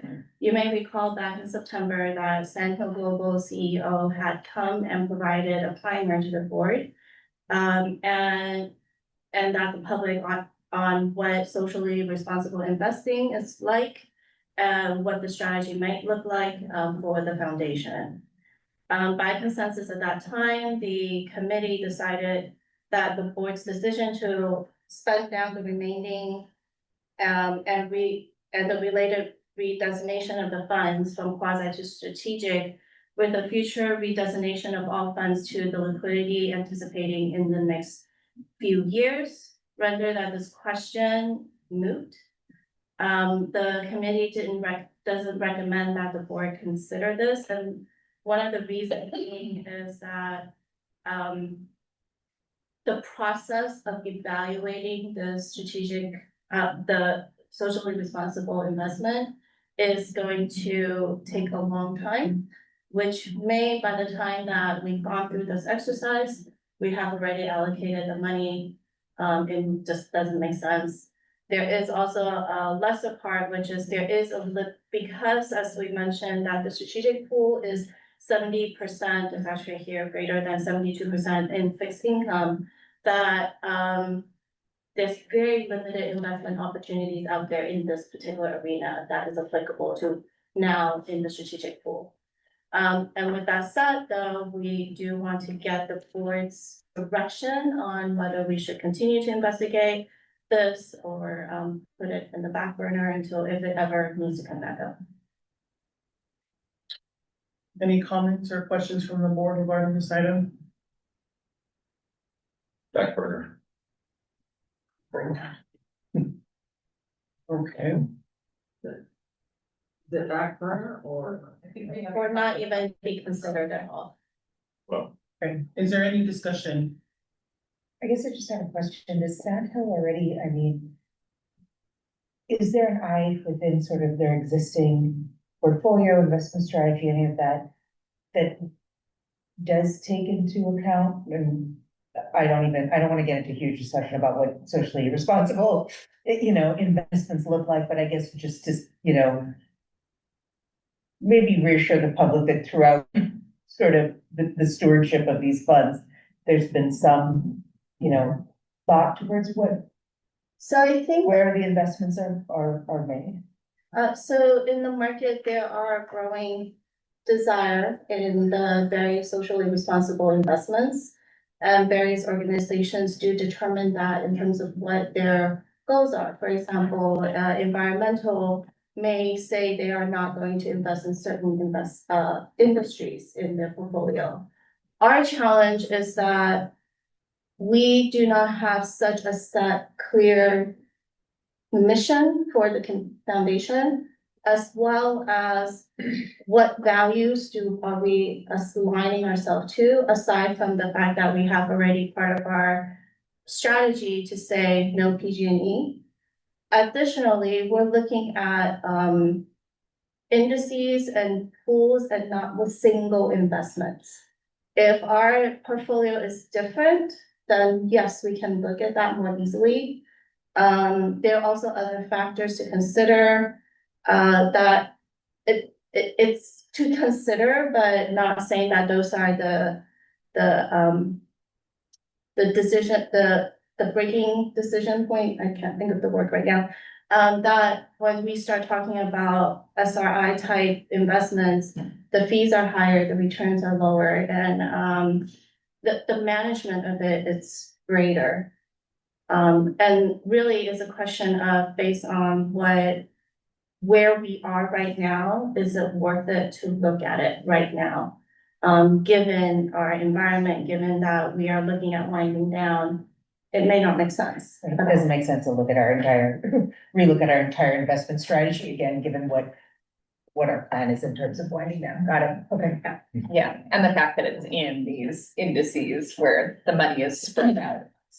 Many different things for many good reasons, I think. SRI strategies usually are on the equity side, right? And there's not a lot of opportunities to follow that strategy on the fixed income side or in our liquidity pool, which is mainly cash and cash equivalents and some CDs and things like that, right? So there really aren't opportunities to do it with that. So given that if you still have the clause line down, there would be more opportunity if the board wanted to pursue that, but in strategic, because it is, above a 70-30 split. There's only that 28% right now, and you don't have as many opportunities, you don't really have any opportunities on the 70%. With the idea that you are going to be spending down the money and moving everything to liquidity over the next, say, 5 years. And if you were to do an SRI process properly, there would be sort of a discussion and maybe a community outreach of what are the values that would drive the policy, and that will take some time. And it may be about the same amount of time as we figure out, the fire station and make the plan to spend down the money. So it is really a time, they had that come up 6 years ago, I think a more robust discussion probably would have been appropriate. Right. Any other questions or comments? No? Anything from the public? No hands raised online. Okay, so what I think I'm hearing is that the board is in consensus, that because the board has decided to spend down the remaining funds, and the quasi endowment will be completely depleted in the next month. The question considering adopting a socially responsible investment strategy is moot. And the board will not consider investigating or developing a socially responsible investment strategy. Do you all agree? Yes. Yes. Okay. Well, that concludes the investment committee report. Thank you so much, Treasurer Lynn, for all of that information. Moving on to item C, adopt resolution approving fiscal year 25-26 budget, approving transfer from strategic pool investment account to the liquidity account for fiscal 25-26, and directing the executive director to submit the fiscal year 25-26 budget to the San Bruno City Council for consideration and approval. I will turn it over to you, Leslie. Okay, we're already up to 9, so we're gonna try to get through this as quickly as we can, without skipping on details. This, usually my budget presentations usually are pretty similar, year after year. It's structured very similar to past years, but we do have some differences because of the strategy decisions that you all made. So before I provide a detailed description of the budget, I think it's important to look at the overall health of the organization from a financial standpoint. And this chart shows that we are doing actually quite well. The total initial assets are so the funds we originally got when we brought on Sandhill and created our investment policy statement in 2016. It also includes some funds that we received from the city before then to actually operate until that time. So it ended up being a little over 70 million. It was about 70.5 million. The total investment value added is those are the investment gains on the portfolio that Sandhill has ever seen. So as of the end of April, we had seen gains of about 21.6 million. It's actually higher now because that fluctuates based on what the market value is, and market fluctuations definitely affect that. Donations and other income, those are ones that we've taken in, even though we haven't actively sought donations for the most part. We have received about 1.8 million over the years. Those never hit our investment portfolio, so they only affected our operating accounts. So we try to account for those. And then funds dispersed by the end of April was about 63.3 million, which meant that at the end of April, total assets were about 30.6 million. As we've already talked about, a number of our grants show as liabilities because we've made the commitment, but we haven't actually paid out the money yet. So there's still about 6.8 million in grants and things like rent, we're committed, that are still to be paid out, which leaves us with total net assets of about 23.8 million, which, given all that we have accomplished over the past 10 years, is still, I think it's remarkable that we still have this much money left in the bank, and allowing this board to move forward on additional projects, some final legacy projects going forward. So bottom line, we are doing okay.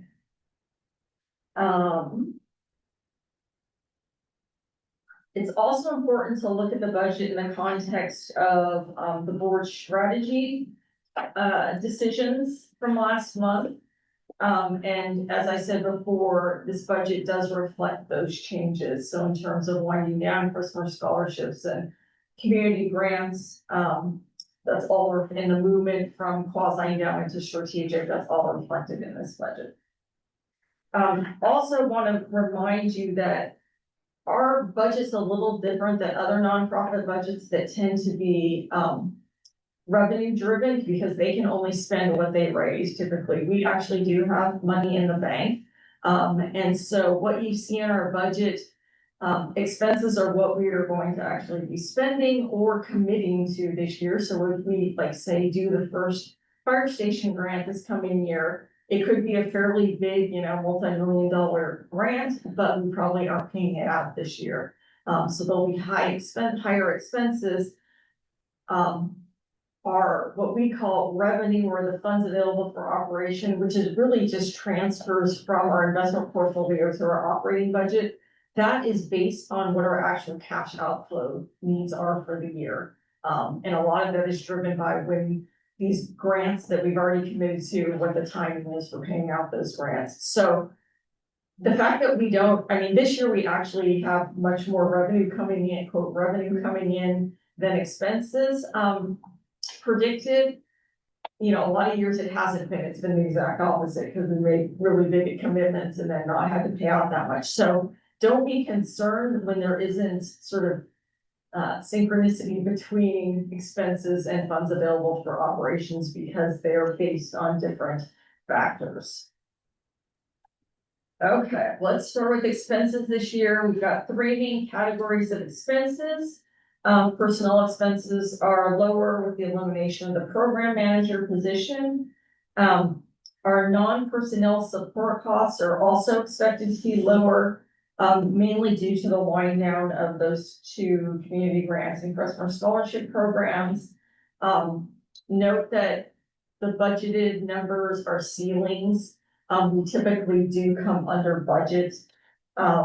This year, in the current fiscal year, we're expecting to be like 26-27% under budget. So we want to make sure that we allow enough cushion in the budget if something comes up.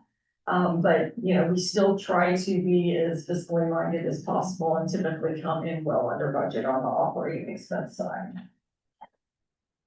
The third category is our direct program expenses. This year, it's all going to be in strategic grants as we wind down the other programs. The $5 million figure is really just a placeholder because we don't know how these next final legacy projects are going to play out this year. But we wanted to put in a number that sort of signified that we are moving forward with those and we'll be working to make those happen. We just don't know the exact amounts. Just also want to remind you that even though we put that placeholder in the budget, it, you know, the specific grants will come back to the board for specific approval. So we have no commitments of that $5 million at this point. It will all come back to the board, whatever we do decide to move forward with this year. Just wanted to highlight the savings due to the changes in strategy. There's the actual direct outlays, community grants, we've been giving out $300,000 a year. Crestmore scholarship this year we gave $165,000, which is about what we've been giving in recent years. And then operating expenses, we should see savings of about $57,000. So it's over $500,000, not an insignificant amount, as a result of the board's decision.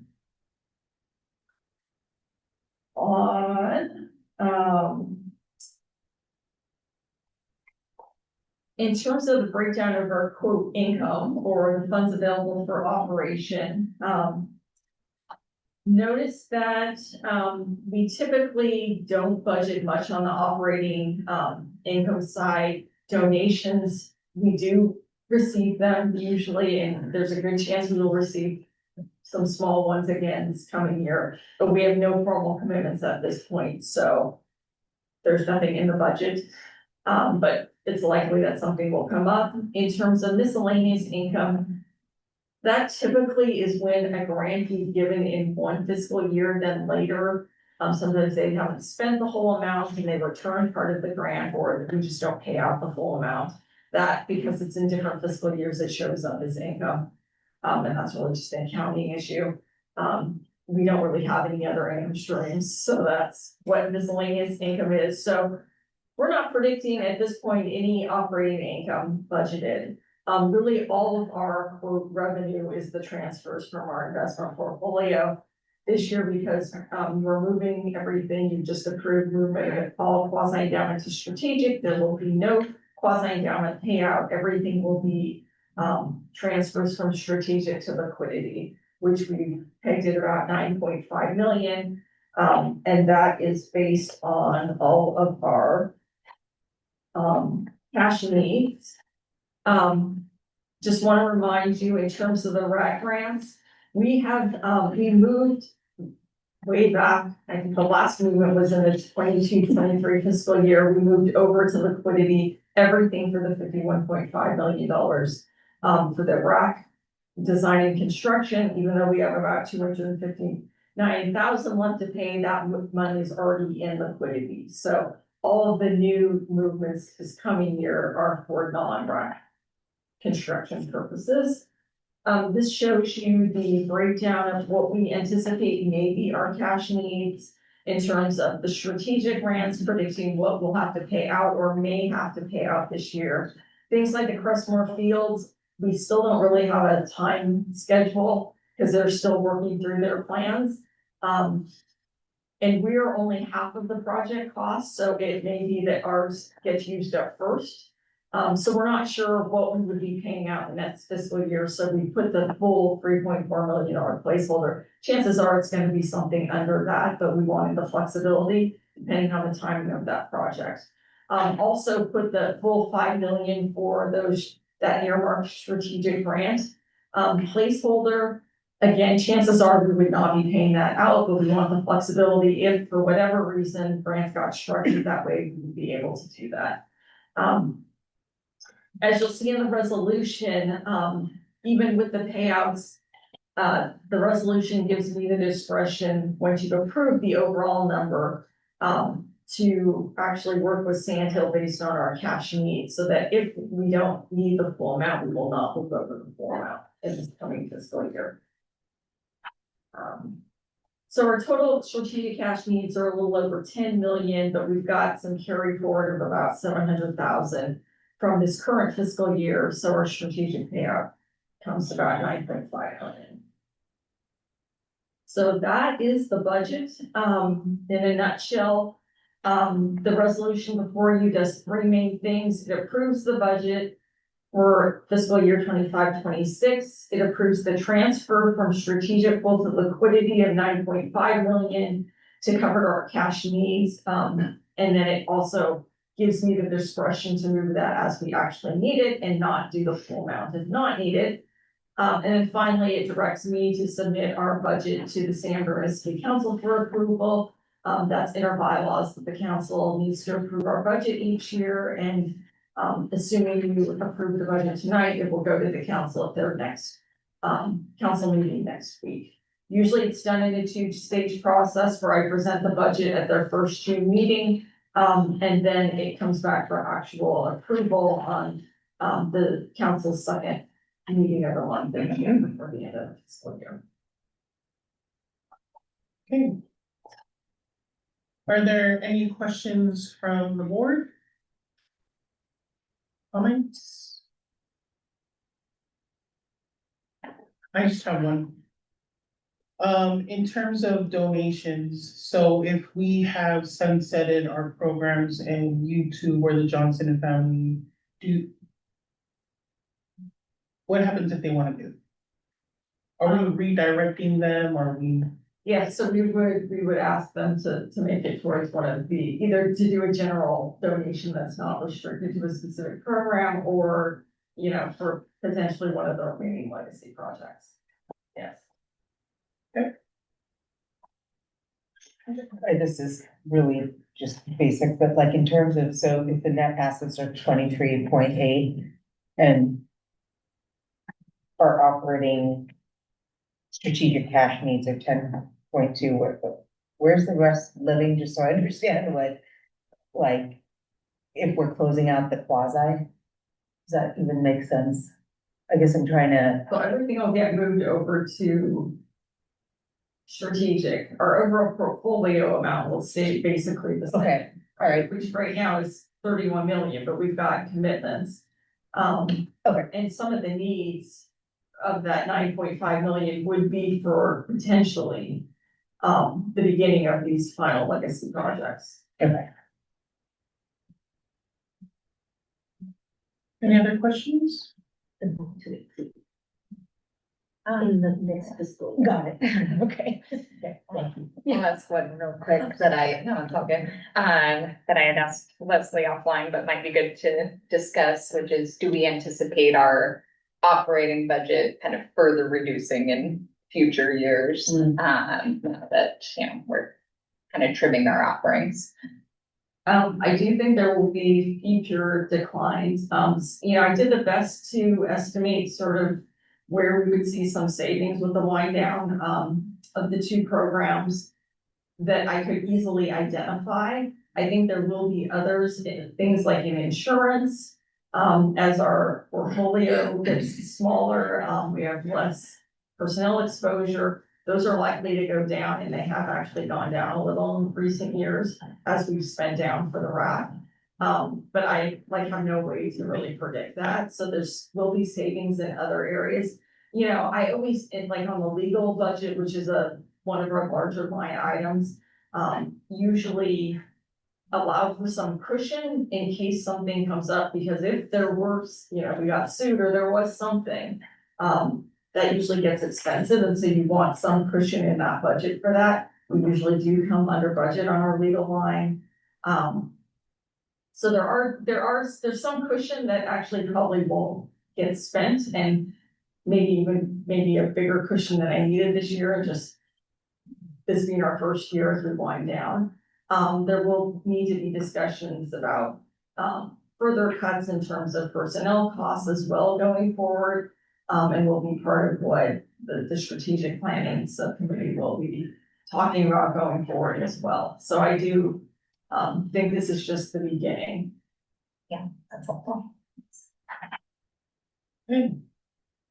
Unless there are no further comments from the board, may I call for a motion to adopt? Oh, sorry. Oh, sorry, I apologize. Is there any comments from the public?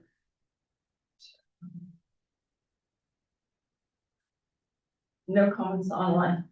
Okay, thank you. So may I call for a motion to adopt resolution A, approving fiscal year 25-26 budget. B, approving transfer from the strategic pool investment account to the liquidity account for fiscal 25-26.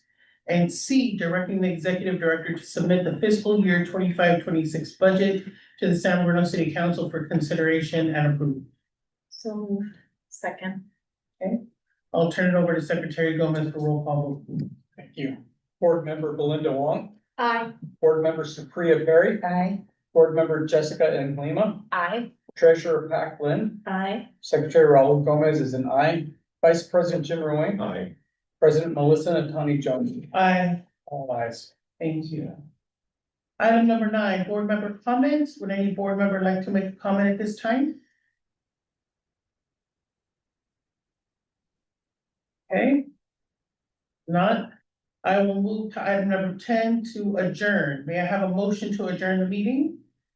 So moved. Second. Okay, we are adjourned. Our next regular meeting is scheduled for Wednesday, July 2nd, 2025 at 7 p.m.